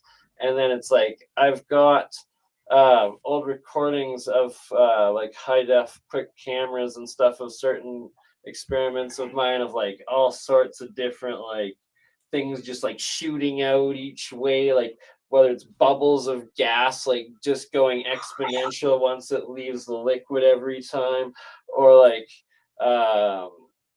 what else is there? Oh, just like photon beams coming out from like the Tesla coils and like the spark gaps and stuff, where it looks like an actual atom gun and stuff, like just like these screens going out. It's like, what the? Or like you take the old Geiger counters up to these these bad boys, and they're putting off some good old radiation as well, and that is your plasma coil in or your Tesla coil in a plasma field of one portion of Mike's insanely intense, many-dimensional, step up, step down, efficient generating dual circuit pulse motor. It's just amazing, like to me that we're. System. Sorry. It's amazing to me that we're talking about this, and like literally, the key is connecting to the ether, and like we're going through, you know, the Great Awakening, the Age of Aquarius, like all this stuff. It's all, you know, if you think there's, it's like, you know, it's only bad going on out there, guys, you're not paying attention. Right, like a grand age or something when we're in the cosmic plane, where you're going sideways and then you're hitting the upside down and you're going through the portal of your one dimension into the zero dimension that is everything, through the mist, connecting into like the trillion, the quadrillion particles of nothingness that is everything. That is everything. So I've been thinking, I was talking to Howdy the other day, and we were talking about energy fields. Like, what do you think the Vesica Pisces is? Is that a representation of two fields? You know, whatever magnetic fields crossing, and that's like the whatever space. That's the counterbalance kind of space, isn't it? On each other simultaneously, perpendicular to each other on the 3 vector degrees into that one counter space, and then simultaneously coming out into that unfolding back out into the counter space.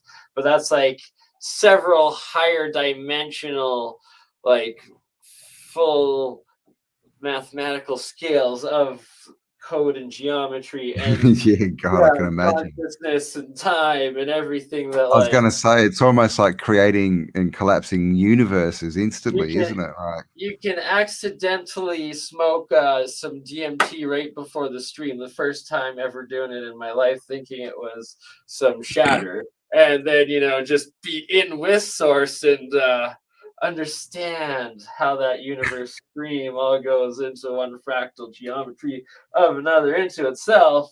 Or you can go insane trying to explain it or understand it, chasing the high, or trying to recollect what the hell you were thinking while in that experience with source code. We still have to live with a brain and a mind that's in the 3D, well, a little bit still in the 3D, going to the 4D. One level balanced plane on the 3D plane, right? Connecting in. You don't want to be down on the level, have your brain on the sidewalk, because you're on the base level of your self-consciousness, awareness. Awareness, exactly. You have to be aligned with all 3 levels: the higher, the self, and the physical of others, and the physical around, exactly. Bloody oath. All right, do you want to play this video? And I'm just going to look, because I've got a video that's really cool, but I have to find it. And can you also, I lost in my ridiculous amounts of emails the video links, because you needed to put it on not the Microsoft, so I was never able to access. If we can maybe play a couple of them once. I've got them, no worries. Yep, cool. That are in different wavelength spectrums that we cannot, that other potential conscious entities might exist in. I would agree they have a better mass spectrometer. Turn up a little bit. Yeah. I've done it for sure. I totally agree with you about that for sure. Then the other thing that I've been really interested in, and I think this is kind of known, I think it's still emerging. No, I'm gonna have to. That was through the bloody app. I'm gonna have to do it through the browser. It'll work much better. Much better. You want to share your video in the meantime?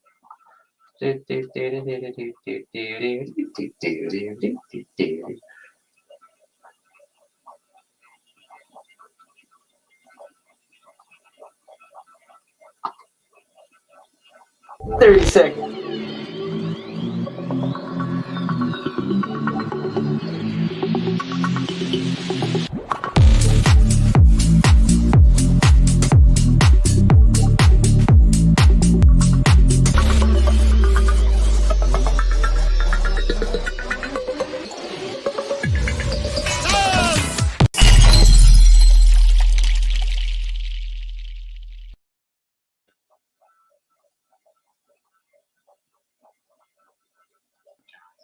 Neanderthals may have been doing it, but the culture that we found was the Denisovan people. They actually were also responsible for why is it so low now? Animal husbandry with horses and breeding horses and utilizing horses, ancient horses, but they figured that stuff out. And period where there was with people looking different from us. But dogs don't seem to have that problem. Trauma. A traumatized dog will cause more trauma on other dogs and humans. A traumatized human will cause more trauma on humans and dogs. And what is dogs spelled backwards but us cleaning up their poop and them dragging us around everywhere, right? Well, that's my cat. You're getting that confused with my cat. Come on, Bernie. You can't talk about dog and God. That's way too high. Right? Like, this is your high-end electrical engineers. Assuming or believing that dogs had the knowledge of God going back. That's just spell working right well, there. they do have excellent blackmail. We'll put it that way. A dog has terrible instincts. I hope not. Because they're quiet, they're around, they see things that happen. But they're not like cats. Cats would use it for blackmail. Dogs wouldn't do that. Well, so what's interesting is the visual light spectrum mixed with their extrasensory sound and smell, and that do they? I love my little dogs emoji I put on there. Sixth I know, right? That, it's like they can almost see paranormal, or is it that they can see, hear, and calculate energies that are in different wavelength spectrums that we cannot, that other potential conscious entities might exist in? I would agree they have a better mass spectrometer than we do. Well, because that's what your smell is basically a mass spec. And yeah, I right. work with dogs, forensic dogs. You ever heard of them? So what they do when they're looking for burials is they bring in these forensic dogs, and they can smell someone that died a couple hundred years ago. Yeah, and they I think the nose is 1,000 to 10,000 times more sensitive. Their night vision is around 8 times better night vision. Their day vision is not as good as ours. But even exponentially more, I'm thinking like from the perspective of like whales or bats or birds, and like they say how like the birds follow the magnetic lines. Are they actually able to see the magnetic energy spectrum in a different that we are completely blind to and oblivious to? And does that turn into like a whole higher dimensional like reality or perspective for them, like almost like they're plugged into like a military sonar sort of thing into their brain? Like what would that perspective essentially be? Same with like, I don't know that one because I don't have a dog, I have a cat. So. I think I follow what Bernie's saying. So Bernie, I believe, okay, I could be wrong about this, but I believe when you have what do they call that? The cornea surgery. Elderly people get it all the time, and they remove cataract surgery. Yeah, so when they remove those to grind them down, you can actually, if I remember right, you can actually see UV. The human eye can see UV. It's the cornea that stops it. Oh. So if the corneas were different, like quartz or something like that, right, then your eye could see UV. Now, I'm not sure what would happen. It would probably kill the cells in your eye, right? Yeah, I would think it would fry your does their brains perceive sound as like a light or a reality, essentially, like with the sonar, like of bats pinging dolphins, whales, stuff like that. Even the elephants and their low range traveling sound waves. Do they perceive it? Yeah. Like would their brain perceive it essentially in like a 3rd or 4th dimensional understanding, almost like a supercomputer, where they're able to pick up through the sound waves, pick up the magnetic energy spectrum waves?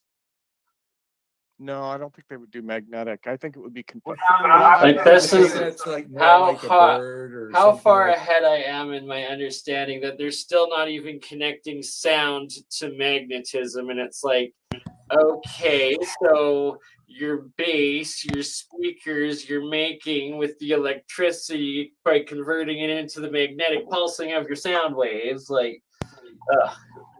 I know, right? Yeah, all right. Show me your speaker without a magnet. Yeah. Like that is uses magnetics for guidance, for example, for like they're gonna migrate from one area to the other. They use their internal navigation. They use magnetic cells essentially. And I didn't even read it, but something new just came out with that too. Birds and magnetism. Some new, just like in the last week, I just saw that in the news. Right. Well, I guess the whole point in question, I guess I was like trying to perceive, is that do certain animals receive sound or magnetism in the same way that we see light potentially? And would that open them up to a whole new wavelength and like information or reality or existence, essentially? And would that be how the birds and different animals are able to be in tune with the magnetic waves and frequencies and patterns? Well, Actually, Carl and electromagnetic fields can adversely affect bees, for example. Insects can be affected by electromagnetic fields because of their structure. You know, they don't. They're exoskeleton essentially. Yeah, in terms of like how. Okay, so the best way I can describe how AC is so exponentially wasteful of electrical current and energy is that it's on every rotation of your motor, you have to build up the full magnetic field, and then every pass, the AC flips it so it craters it down, destroying it, and then has to rebuild it again.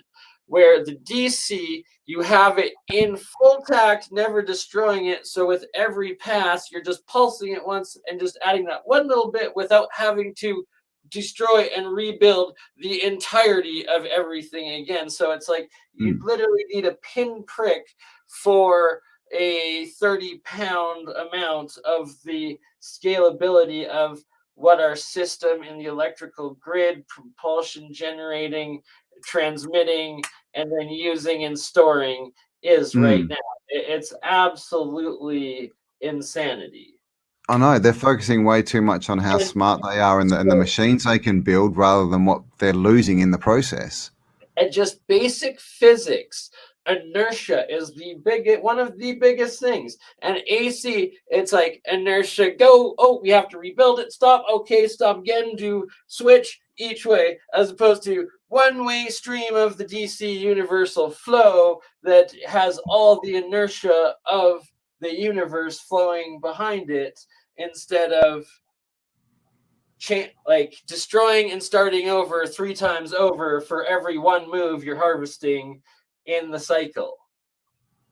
So it's like you have to like use 3 or 4 more full cycles of units of, and oh my god, it's like just sounds like they're collapsing the fields in your mind. It's ridiculous. And it's literally the difference between like the nano-sized single monoatomic atom electrolysis, splitting of water, one atom fusing with of a pure atomic hydrogen fusing with a metal, little small cold fusion, single thing, minimal energy, step up, nobody notices, lots of it happen, changes everything, is right. But and then it's, oh, but no, we have to take all of the space that is around it to create the pressure with other full space, with full heat, with full everything, and put it all into it and build up and waste all of the energy to build that, to build that, to build that, to get it, where it's like you're literally wasting billions for every like trillionth, so a full billionth for 1 trillionth of like what is actually like needed in the overall usable energy at the end. Yeah. It's insanity. Well, at least these are the smart people making the decisions, huh? Reactors don't work, and why it's all about the torus, and that's why it's getting it from hot down to cold, medium hot. But to true cold, it's just that little resonant wave of shifting from one of your perpendicular planes into the other in resonance with the motion of the flow of the ether and the electromagnetic fields and waves. And sounds like they don't understand like the whole step up, step down process too. Like, oh, not at all. It's intentionally designed that way and was built that way. And it's like, that's where the old world electricity was all this cold electricity from plasma to harmonic, probably like music probably resonated, would probably even trigger your plasma light to work or something like that, you know, like, and then like just small amounts of the right frequency of it going and not having to cut down, harvest, burn, destroy, burn, blow up some more, package it in, force it through something else, then pick it up, then run it through your overly inefficient resistant circuit, sending all the hot energy instead of your cold, direct, small micro frequency of what you're in tune with or operating on to harvest that natural pulse of your resonant circuit. Well, that's the thing. And once you get the energy down, that was interesting. Mike said you can transfer it through bells. Oh yeah, because that's that shape. That's one of it going in of the counter space and through the bell shape of the resonating waves. Because it's like it's creating 3 fractal discs folding in on each other as it's going back in and whatnot, and that's what wipes out part of your sound spot, creating the counter space access and a push in one direction in the counter space of the universe or the higher dimensional reality. Okay. So you can make them directional. You have canceling out speakers, but you're only canceling out one or certain wavelengths within that overall spectrum, while also shifting it on like one more, and and like it being equal on absolutely everything else. So then it just through the universe, like throughout. So literally, you could have the bells, and like moving through just make a minute little change on the inside of a whole heap of them, and then they're in resonant frequency. They talk to each other. Yeah, and it's fractal geometry of the inner workings of the mathematically cycled higher dimensional universal structure, and guaranteed. Well, we won't even get into that entrainment, esoteric and occult sort of things today, but it's both. I'm not even gonna go into it. Here we go. This is the best way I could possibly hope to get anyone to understand it. This is called The New Type of Science. It's by Stephen Wolfram. It is like this bloody big. I bought it in grade 10 high school. I carried it out through. I had it read by grade 12 because my dad's always like, it says a new type of science. You better read it before it's old. Well, it's like the first year I've had for 25 years. And trust me, this is still a new type of science because chances are you don't know of I think he's one, maybe no, high up there, but it's the automata scalability of probability of coding of fractal geometry of everything within the universe and how things work and how you can like take that and QR code yourself to that page in the universe. But wow. if you've taken like 10 years of higher physics and like got your bachelor's and your like doctor and all of this, then it's like you'll understand who Stephen Wolfram is and his automata cycles and whatnot. But he's connected it into computer simulations now instead of having to write it all out onto books and have you read the entire paperback book. It's now exponentially. He's basically figured out the fractal geometry of symmetry or simulating every possible thing within the universe through the computer, but like fixing each one. But then it's like they still are lacking like the big overall things. And like I'm referring to like his streams where he has like these crazy like nerded out like uber like oh my god, I can't even geeks.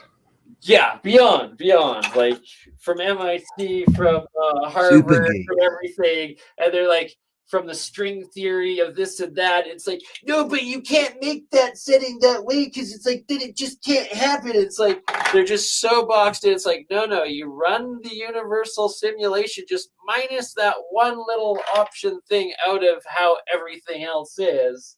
You know, like just overeducated. Thinking that anything that's quoted as being over unity or getting more energy than apparently is being put in, or redefine something or higher dimensional or open source, etc. Well, it can't exist. For breaking the first rule of thermodynamics, so it's just impossible, so you can't even consider that, so don't even try to run a simulation with it. Like no, like they just break down and then like they start bickering and stuff, and I'm just watching this and I'm like, oh my god, like I could just enter Walter Russell's geometry into what you're lacking, and like the god code will come out of everything and connect with AI, maybe, who the fuck knows. But it's like they're just lacking and so far apart. It's right there. Maybe one day. But they can't. He they've been educated that the fifth element doesn't exist. The ether doesn't exist. They're not allowed to have it. That makes them call you a crazy person. Because all their equations, right? Oh, okay. So you just gave me like the craziest like reference and understanding of crypto DeFi 2.0 that's like now unfolding on Phantom through the abracadabra, and it like turning like your worthless like receipts that were like just like your slip to like cash in after your stake to prove that something was yours went on like one of these app yield aggregators or something, whatever the hell. But now it's like it's been able to take it, twist it in through all of these like crazy derivative things that are like somehow legal on Wall Street, but put into like honest crypto mathematic locked in things. And now you're somehow leveraging something that was like a receipt that was worthless into 3 times created stable US dollars on this ecosystem that are now yours. But it's like it's just so insane. But it's like, so you're taking like just a little shell of something and then blowing it through your holographic like generator, and then bam, you got 8 working ones of them, and it just, that's how it works, because it works. Like, don't question it, and it works, but like it's auditing itself. Don't worry about it auditing it. But oh god, if it ever is audited and there is something wrong, like it's all down. But we don't worry about that because it's blockchain. That's why we keep re-verifying the proof of work Bitcoin to prove that nothing has transpired in that. Don't worry about that connecting second layer that is the ether, the Ethereum, the just keeps creating it, like the way actual Ethereum though is minted is it's like the US dollar or any fiat dollar that the federal banks are now doing, where they have an unlimited printing amount of it, unlike your deflationary like stable coins, as well as, or like the ones that have burning, or the ones that are actually like go up exponentially in how they operate. It's insanity, but yeah, and then it's all going up at the moment. I still need to look into getting what's that new, I can't remember the name, that new Phantom? Which one? Which one? Phantom? No. Avalanche? Proton? God, I'm a few weeks behind, aren't I? There's a new one that's those are actually all 4 to 5x in that time. But really? the good thing is your Solana has recovered to exactly where it is, and it's about to do a 3x over the next few weeks, and that's going to be nice. Having some 600 blocks. Nice. Okay. Yeah, that's like 1,000 in America. We'll have to get Jeff Berwick on. Oh my God. And what do you think the chances are? I'll do others that are better first, that will teach the full understandings. But he's for the long term. Yeah. He's not. Yeah, he's not a trader at all. No. Project that would like go into the smart contract manufacturing of clothing and shipping and whatnot and all of that sort of thing. All right, here I got to show you this. Have I even told you about my Galabets adventure yet? No, your what adventure? I am officially a whale in a scam coin that, hold on, let me show you my You're a whale? portfolio.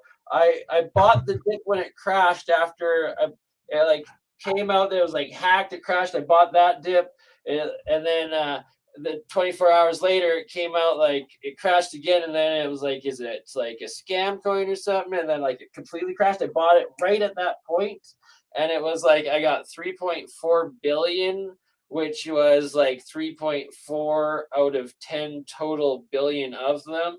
And so it's like it's a scam coin, so I can't cash out of it, but I literally have the 3.4 billion of these Galabets that let me show you what Coin Market Cap currently says that I am worth in this Galabets casino scam coin. You all shall be what?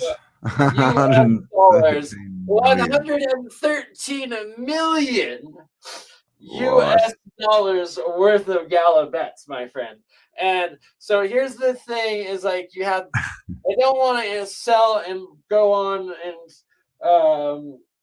keep the scam coin part of it going, but we'll be able to wrap it into like a locked like NFT sort of wrapping coin that will then also require people to like wrap their own equal amounts of then like US and pair it with like the same amount of my equal amount of valued Galabet into it. Thus, they're providing that'll increase the value. the equal value of my Galabet tokens, putting that liquidity into it, locking it in with like a free NFT market that they're going to get some badass NFTs because I got a shitload of art anyway. So why not have it all? Make it 3.4 billion copies of each one.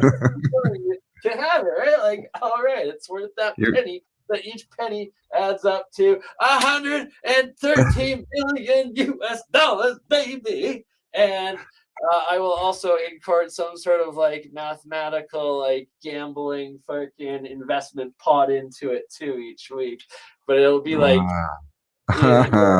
let's spend Bernie's $113 million, and I'm raising awareness that do not the Gala Games coin on Binance. Great project. Galabet stole their logo, entered it into the Binance.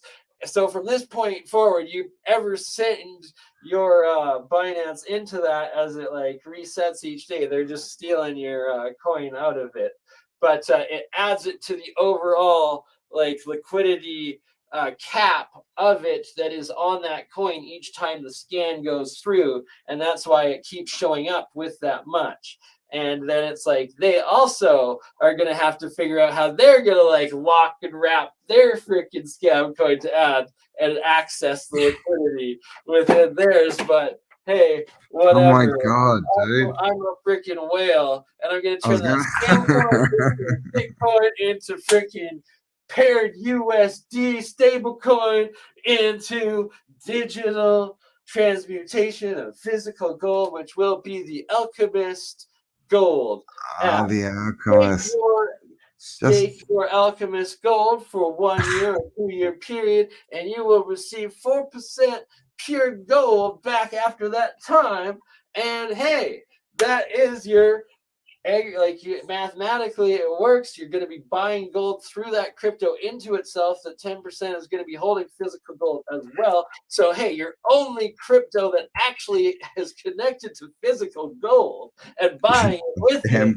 So anytime that 10-20% volatility drops with the overall crypto market on a weekly basis, just like the US dollar to gold when it was on a free market system, gold goes up every time the currency goes down. It will be that oh my god, it's just like, dude, do you know, you're like, I don't want to call you an evil genius, but but I think you are. You're a crypto genius. Do you remember Superman 1 where the dude stole all the half cents in the world? Do you remember that? Oh yeah. It was Gene Hackman, and he found like all the bits of 1 cent, and he got them all, and it was worth like millions and millions of dollars. So crypto is that you just get to invent these trillions of however much you want it, and then you just got to give it value. Add the value. Other people's faith in it of putting into it or wrapping into it or adding to it or using it or building on it. And before you know it, you have $110 million that it's registered as, but like will give you a 0.001 BNB for in the overall value with when they scan that out of it each day. Into back amounts that then you lock into itself, so they can't even access any of my Galabet's locked liquidity that is now has value. Theirs is completely worthless. Then it'll and then it's like the one that will be locked in, whatever coin you wrap it with that Galabet's will then also grow in value exponentially. And then it's yeah. If anyone didn't follow that rad, Bernie's got 113 million forecast US dollars worth of this coin, and so it doesn't actually exist as 113 million dollars, but it's not on paper. It does. So all he needs to do is give the value to it. So if he wraps that with something else, so that when people buy another coin or a piece of art or whatever, it carries his coin out of it at any given time. Yeah, and that will then bump the price up. And if he can get it to $1, if you can get this coin to $1, you're worth $113 million. So, yeah, exactly. So I have $113 million worth of wrapped receipt coin that shows up on the Binance scan each time that's connected into it. So here's the crazy thing. It's registered. So here's the crazy thing. Abracadabra turns these wrapped receipts into that amount of US created stable coin. Oh my god! I can actually that. I bet you I'm going to be able to some point just run those coins through the abracadabra generator and get 113 million worth of magical internet beam USD created coins. It is revolutionary. It is DeFi 2.0. It's literally turning your one little receipt that has your receipt that has the listing of your billion tokens and then making a copy of it, but actually creating it in full that it is actually generated into its minting ecosystem, that it locks in that amount of US stable that can't even be taken out, thus destroying the liquidity and causing the insane volatility. Instead, it's doing the exact opposite and exponentially giving you more and giving you control of it while you're still, it's just, you have to look into it. This is not financial advice. If you understand complex mathematics, geometry, fractals, the jarble that I just spit out, it mathematically equals millions equals you gain millions X. Like it's just from nothing. impossible not to. Like it's just the structure of the code of how it's created and what it becomes, and just like it gives it to you. Like it's oh god, it's the great like I can't wait to have my island. Are you excited? Just make sure you send me 13 of them. Million, that is. 60 of each that, that just, well, yeah, I will give you, Campbell, I love you so much. You personally. If Shiba Inu gets to like a cent each, I will send you 100,000 of them. Oh, thank you. Thank you. There you go. All right. I'm into that. Definitely. I was like, I looked at it. I'm like, so there's a quadrillion, but here's the market cap when I first bought in. I'm like, all right, so I'm gonna get 10 million of them for my $50. All right, so it's got to go up this many times. That could easily happen. And I'm just like, all right, I'm gonna keep it. And then it's like, oh, all it took was Robinhood gonna list it, and it just 10x'd in 2 days.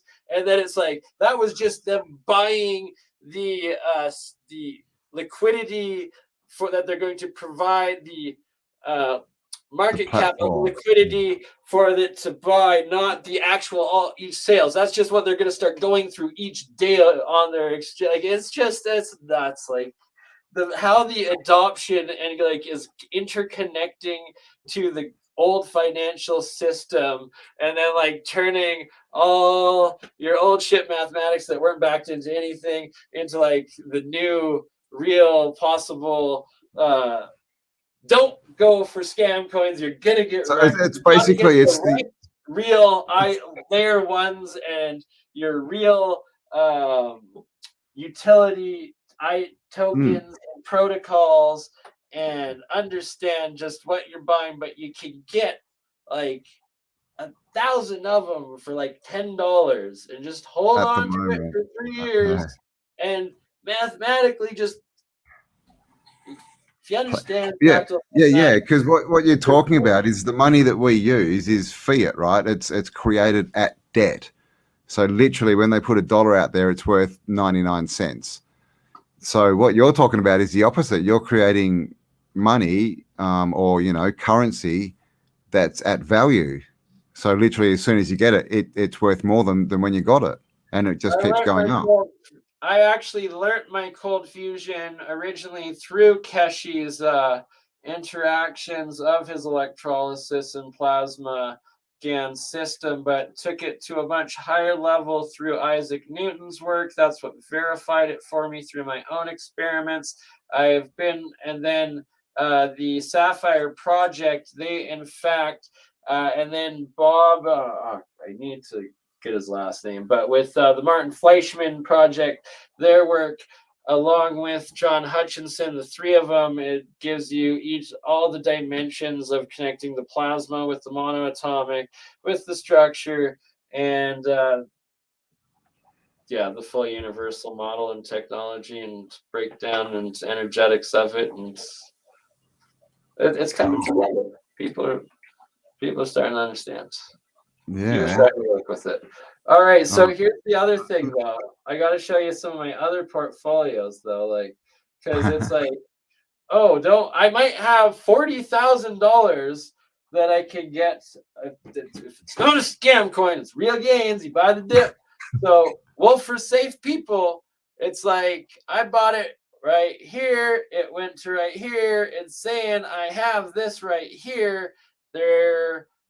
I have to email the developer and see if they're going to give it to me because they transferred the coin over from the Binance to the Polychain. So I'm going to be like, give me that same amount of tokens in Polychain. And if they give me 20,000 Polymatic tokens, I'm going to go somewhere. Wait. Oh, no, because in 6 months, that's 100 grand. Yeah, in 6 months, it'll be worth a lot more. Yeah. This is not financial advice. Don't buy Polymatic, but you should probably buy some. Don't buy Avalanche, but you should probably hodl some. Don't buy Solana, but you should probably hodl some. Definitely put everything into boning some Phantom right now, because otherwise, well, you're gonna miss out on the 5x that's gonna happen. You need to send me a list of all these coins. Email me. Literally, okay, I gotta show because I've got some that are pretty stagnant. I can and it's like those ones now though they stay stagnant because it's locked into the stupid ether protocols. But you take it into like a little abracadabra or a little twirl or a little spooky swap, and you turn it into some of that magic internet money, US stable coins. I feel like there should be a Ferrari in the background, and you should be sitting in a garage selling some course. You could make money overnight. No. Yes. This is not financial advice. You really got to know what you're doing, and you can lose just as much, if not that. Exactly. The bigger they are, the harder they fall. All I can say is when they're falling, buy the bottom. Buy the fucking bottom. Oh, sorry. There you go. Michael, how do I say that? Michael Lyon became wealthy with Bitcoin. So there you go. So and I saw one. STRX, I gotta do this too. The STRX, that is another one that turned into $3,000. That I bought the dip, but it's migrated, or it reset on the same network. I'm pissed. So it's either a scam coin or I'm also writing them being like, give me my $3,000. And so I might have made 40,000 or they're scam coins, but there's a better chance that these are actually real protocols with actual liquidity that will not want to be labeled as scam coins and will pay me my gains on new DeFi protocol layer ones. Oh my god! So basically, anyone who creates one of these coins and is legit and wants it to be backed against real world value, if someone buys it, they will literally have to. It has to be listed on the exchange, and then it's on the DEXs, which are the most decentralized exchanges. Then the actual people have to provide their own US dollars and equal amount of those coins as the liquidity to then let people come in and give it value and exchange out of them. Or you have to have one of the giant conglomerates like Binance or KuCoin or the new starters or whatnot put in their big amounts, or it has to be backed with liquid cash or whatever. So what I look for is the institutional finance crypto ones that you can see are controlled by the bots. And when they crash, you buy it as fast as you can and you steal their raping of the average system, and you just keep buying their crashes, and then you wait, you accumulate until they go for one of their big spike ups, and then you sell and actually cash out, and it's you're making 100,000x. It's ridiculous. So there's just so much. Definitely send me an email, baby. Getting the buying or writing the right bots that then do those trades for you constantly forever and make them as efficient as it's possible, and you never have to do it again. You just have to put the initial work in and sit back and watch it. Magic internet money. You just have to understand economics, money, and finance, and it's just it hasn't even gotten 0.01% like awareness or like usage of the overall crypto ecosystem, yet it just became the 7th largest US stable coin in the entire crypto ecosystem from 0.1% of the overall ecosystems using it. So if you understand how it literally is magic internet money, it is. And that's all money is, you know. We know it's all just, but they just create it. It's just all these scams. So let's play their game, right? Like Wolf of Wall Street, those pink slip, like nothing cent coin ones. It was like instantly the retail person that sells it gets 50% of that overall of that poor investor's wealth and liquidity and whatnot is just going to pay the guy that sold him the scam. And like half of his start off investment is already stolen from him and not working for him over time. It's already cut in half off the get-go to just pay the person that sold him the scam. As opposed to crypto, where 100% of your fiat that you're putting in, you're now locking into these designated mathematic fractals that are gaining it in its overall existence and pool and value. And then you're able to then connect it into their old scams that they have to be still running these scams within their computer systems for their scams to not collapse. And then just you take a little bit, one of your little protocols and run it through just like one of their little base scam protocols. And it's like, boom, you just just get money out of thin air. So insane. Like the gains, like, I need to go to sleep. I need to go see the girlfriend. Yes, yeah, no. Let me just give me Sheen's. Like, give me screen share for a sec. Of course, my friend. Of course. And it's like that one. Is that coming up? No, that didn't come up, did it? Oh yeah, there it is. I think you might need to stop mirroring. No, you're right. Yeah, sorry. Whoa. What happened then? Was that me or you? Oh. Yeah. And we're going to be talking about frequencies tonight, and we have a music artist on the show with us, and basically energy and music, and well, that's where it all started, with music and modulating music into electricity to basically make it into media that we have today. So frequency and music is a no-brainer. They go hand in hand.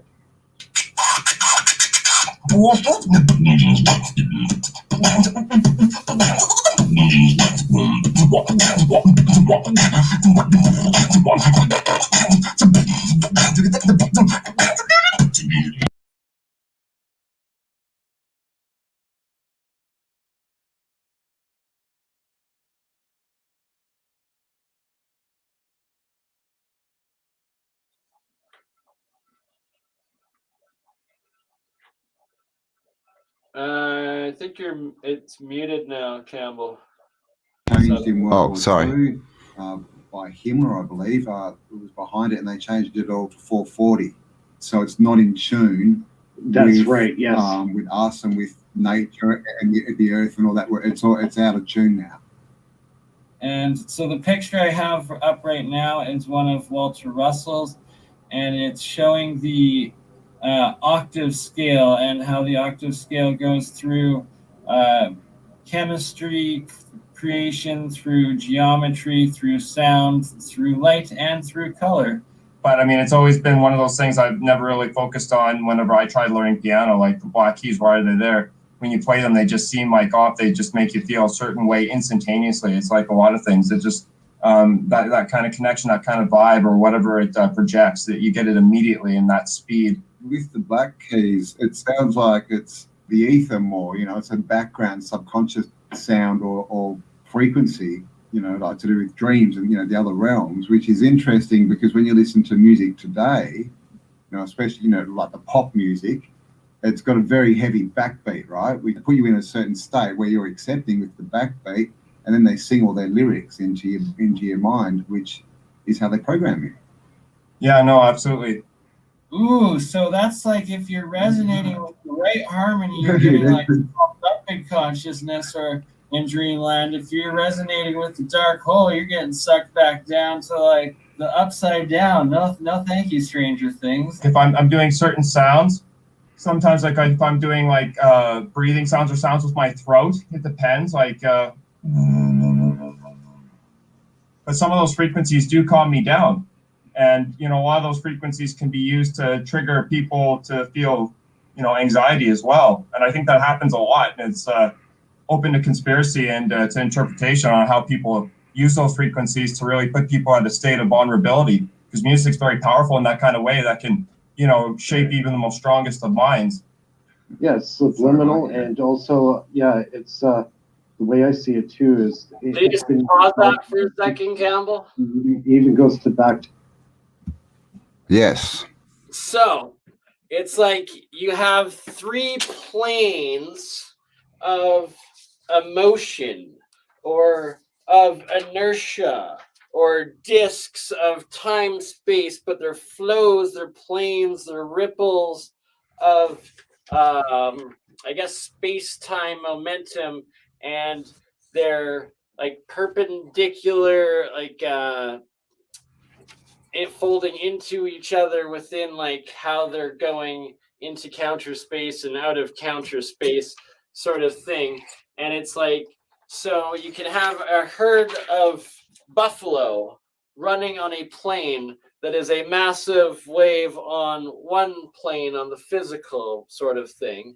And then it's like you could fire like a high-pitched like sound frequency that we couldn't even hear, that took just a small amount of energy out of like some little air horn or something like that, that travels across that entire plane from like up on a perspective of like a drone or a speaker, that like reverberates through the entire mass of that massive solid dimension of everything.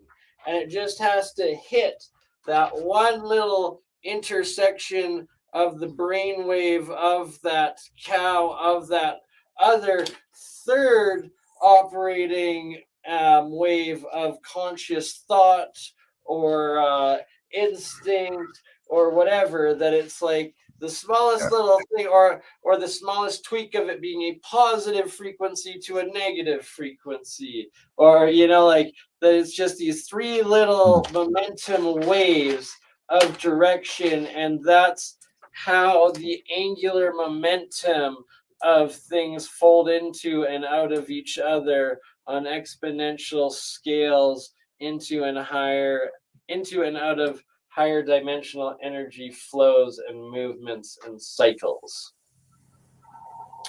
And if you're looking at the top left of the screen here, the 3-colored torus rodent coil going into itself, you have to think of it like 3 different flows flowing into different streams, constantly rewinding into each other, but like unfolding and folding all within the space of each other. And then each winding is its own never-ending single solid plane that is like irrebreakable in one dimension, yet non-existent in the other. And a spark or a pinprick connects the flow between the two of the physical amounts of the largest energy flows possible, sort of thing. Yeah, and so that's that point, that's consciousness, right? Exactly. So, and that's the major part of my geometrical higher dimensional relativity model, is that consciousness is one of the dimensions that is scalable throughout it. It is unified scalability of field forces of dimensions, that what is the complete dimension. And it's like, then you have to level up so that it's like, then there's the entire human consciousness, and then there's the entire solar consciousness, or the fractal of the whole, or you go sideways and you just vibrate with the same universal flow of everything, and boom, you're connected in fully to the universal source flow and getting everything out of it, as long as you have those two perfectly in tune, and then you're in tune with yourself on the third in the physical. You can harness it all at any point throughout the space, verse, or the dimensions, and your existence and consciousness. And it's how like the Buddhas, the gods, demigods, old souls. And it also explains channeling, tarot card reading, mysticism, fortune telling. It's just higher dimensional fractals of dimensions that exist. Energy cannot be created or destroyed. It can be only taken from one form to another. And it's like that we have these planes of many of the same, right? And it's that our energy, like, it just takes one of your DNA strains to bring you back and then connect you back into your conscious space-time or your genetics or whatever it's called, or whatnot, right? It's like that's how the epigenetics, that's how it works. Epigenetics, that is your lock into the entire universe, and then your one strain of your full consciousness in this time space, but it's just the fractal of the fractal of the fractal of the fractal of the overall, but that you also exist in that fractal throughout everything. In all of them. You just access that fractal in whatever time space you're in, and you got your multiplier. And that is how you get your magical internet money. You get 7 times. Like, so Campbell, the way I've explained it, like, it gives you an exponential free double amount of what you want in like the most solid created stable coin to do whatever the heck you want with on it. It's like, that's insanity. But the crazy part I haven't even explained yet is that you can then like stake it into itself with like a quarter liquidity pool, like AI that like goes and harvests your yield each time from the original, buys it back into each other, creates the pool, buys it even more. Then it's like you actually get 7 times in physical stable coin created, printed off of your one receipt of your overall that is like still locked over onto this one. And it's like just giving you 7 times that, and like the most stable. And then you can trade that for physical land and equipment and materials and stuff. Fucking nuts. Dude, when you wake up and you've worked out, well, send me an email. Like nobody even knows about this yet. It's like I still have to, like, I set up like through the ecosystem how I can buy it all. I've moved like my layer ones to buy it, but I still haven't bought the exact ones, so I'm not going to say. No, just email me. Till I get don't say it online. Literally, I explained just like in a week. 5 minutes. Go check out if you're actually wanting to learn like crypto and all the different ones. Project Moon Gold is a great channel. My buddy Josh and Jogi, they do it. I'm a mod on it. They started it up. Like I was asked right as I went in, they're like, "Yo, Bernie, what's the buy of the day?" And I'm like, "Oh, I just did the deep dive set up on Phantom." Like explained one little thing. Didn't even like go into like mass details. Just like explain one reason on why it's gonna like solidly continue to make its gains and whatnot. They're just like, within 2 minutes, you just see it go up by 15%, like just a giant ass candle up. And it's like, oh my God, there are whales in this group, and there are whales around. And are you serious? Real world economic influence. And you're going to be the Elon Musk, you gotta be the good Elon Musk. Alchemist and just take and create something out of nothing because the infrastructure is there, and you just got to put in that code and it multiplies it into full actual working units within their integrated working code that then they need to have, or their whole thing crumbles. So it's created and got it and you use it, and then you That's ridiculous. Yeah, send me an email, Bernie. Send me an email. Okay, so the best part, I can't even talk. I can't even give out Alchemist Gold Part 2 because, honest to God, like it once it actually goes online and like gets connected into like the crypto, like it, because once you put it into it and it connects in, it's there, and it can't ever, like, anybody can then create it, use it, like, so. Yeah, let me Like, let me be the first person on there after you. Given a private island and a spaceship, or they're just going to be struck dead instantly, because it's going to be like, let's take all of your gold and silver that you just have there that doesn't count as anything on the books, and then turn it into exponential more amounts of backed USD backed gold cryptos that you can then Tradable do whatever you want with, that your gold's still sitting there, but then you got all of this put into magic crypto, created into nothing, because they got the magic internet money created into nothing. Abracadabra. Those are code words for your phantom alt, by the way. What are you up to, Mr. Mr. Conkin? I'll play the rest of this. Biblical times, you know, when they crumbled the walls of Jericho, they used a certain tone and frequency. I will find the video so you can all watch it at the end. And we're doing it again today. We're coming up with ultrasonic weapons.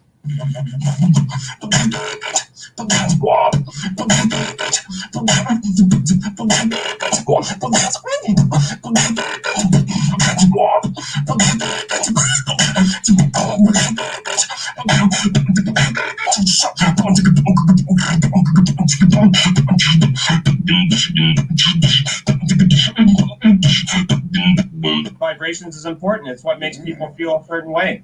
It's what makes people, you know, it could be used as a, you know, to have specific things that can alter your mood based upon frequency. So, I mean, it's good to understand different aspects of sound, the very thing that everybody seems to be comfortable with when they hear something called music. Yeah, well, that's a good thing. You don't be out of tune. Think about that. Sound.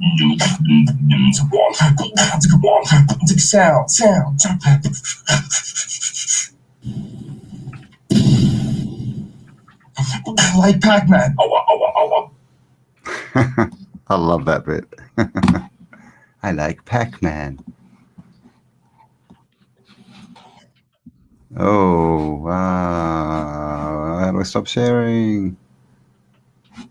Hang on. There, stop sharing. And like, when it that, like, I gotta have Ken back on. Sorry, I wasn't that. It was a crazy, hectic week. There was a tragic. The wife's one of her childhood friends passed, became another statistic in the opiate epidemic.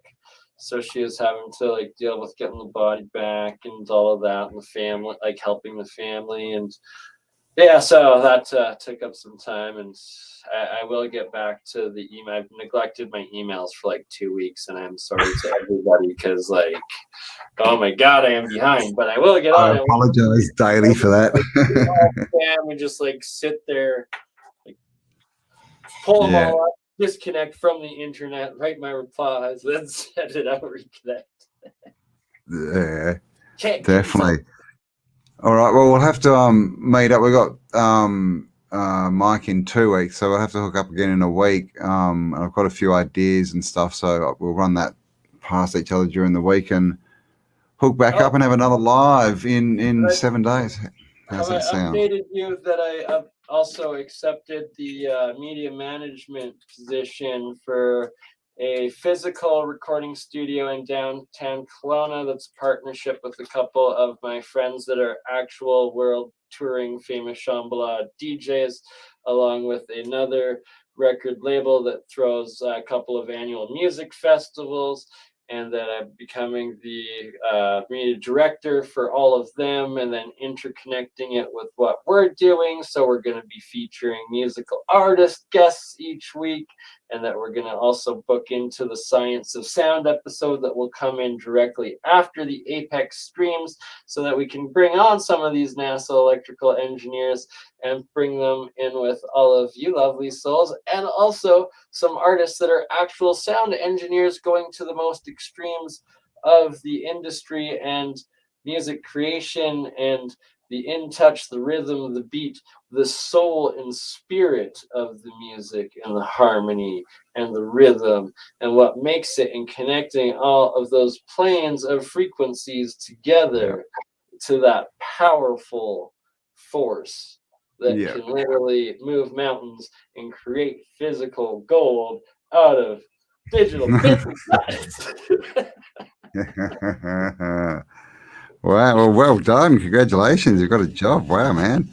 And but I mean, you only have it for a week because you're going to be a multi-millionaire anyway, like in a week. So Okay, so the easy way to explain what this DeFi 2.0 essentially is like your Solana that you've had, like you gained from it going up in market cap value exponential pretty good. Like for the average crypto someone's going to buy, that doesn't really happen, right? And then it's like, and then the market volatility, like there's the big dips, the big drops, but like big gains, but it's like, or there's the stable coins that like prevent volatility while also like they tax people to like trade in and out of them, so you lose your gains to these like bigger centralization and all this stupid stuff. It's like now they've just turned it on its head, and like you no longer, so the what you were already have locked, that like big number one, like your Solana that is just earning you that 6 or 10% not doing anything, it's like you're still getting that, and then it's also given you and created an equal amount of stable coins that like aren't affected by the volatility and lock you in at that original double point of what you already have locked in, and then you can go do whatever you want with those. And then it's like if you go into the tricky part, it actually gives you 7x of it, and like it's insanity. It's insanity. Like a G's a few million to set up a everybody the keys to the federal printing presses, but in crypto land. And you know, like just wait until you get alchemy gold that literally turns that into physical back gold. That's true, alchemy. And Yes. all the hodlers of gold and silver, you instantly just turned all your physical into 10x that leverage into the crypto that you now just got and made out of nothing. Why you've been hodling that whole time? It just gave you 10x that of crypto that you now own and you can do whatever you want with. That is what crypto gold is really going to do. And then it's just like, bam, I just collateralized like 2 trillion worth of people's personal metal that's sitting not being counted on the books into cryptos for every person. That's what crypto gold is actually a big part doing. You know? All right, here's the whole thing. You're gonna put, it's gonna be connected to a scale and a camera that goes into the feed that connects in, so your gold is locked in, and then you're getting for that 10 times that in gold crypto futures that you can then go to whatever, but it's actually backed by crypto, not just random code. So like it's 10,000s of times more solid on the inverse Esther scale of economics. And so I won't even go into it. No, it sounds like it's pretty full on. I feel gold out of crypto gold. And Definitely. I need to pop off too. I've got an interview at 3:30 in the morning, so I've got to try and do something with my sleep pattern. I don't know what I'm going to do, but something. So thanks everyone for being here. Hello, Callum, just showing up. Sorry, mate, we're just about to finish. You're gonna have to watch it from the start again. It was awesome. So go and watch it.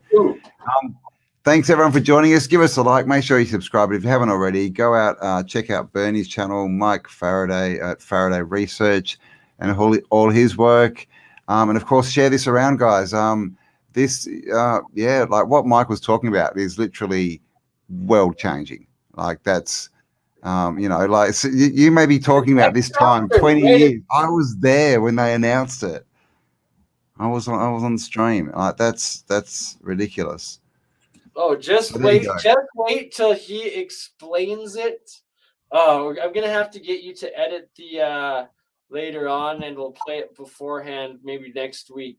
The part, what he said here, as well as what I said in APEC, and we'll play that as the intro when he goes into APEC, and like just gonna revolutionize like the entire like world system like overnight and understanding, because it's like you're gonna have these techies that like this system like works perfectly. No, you can't do that because then none of it's gonna work. But it's like, no, we got what you understand working perfectly, but now we've connected it to this full thing that's also working and this full thing that's also working, so that you now have 3x the amount of overall that you thought you ever had, but now there's 3 times even more, and it's all stable, and it comes, oh god, it's the same as the crypto. Like it's Yeah, I know, right? Everything's the same. I think like reality is fractally compacting. fractal geometry.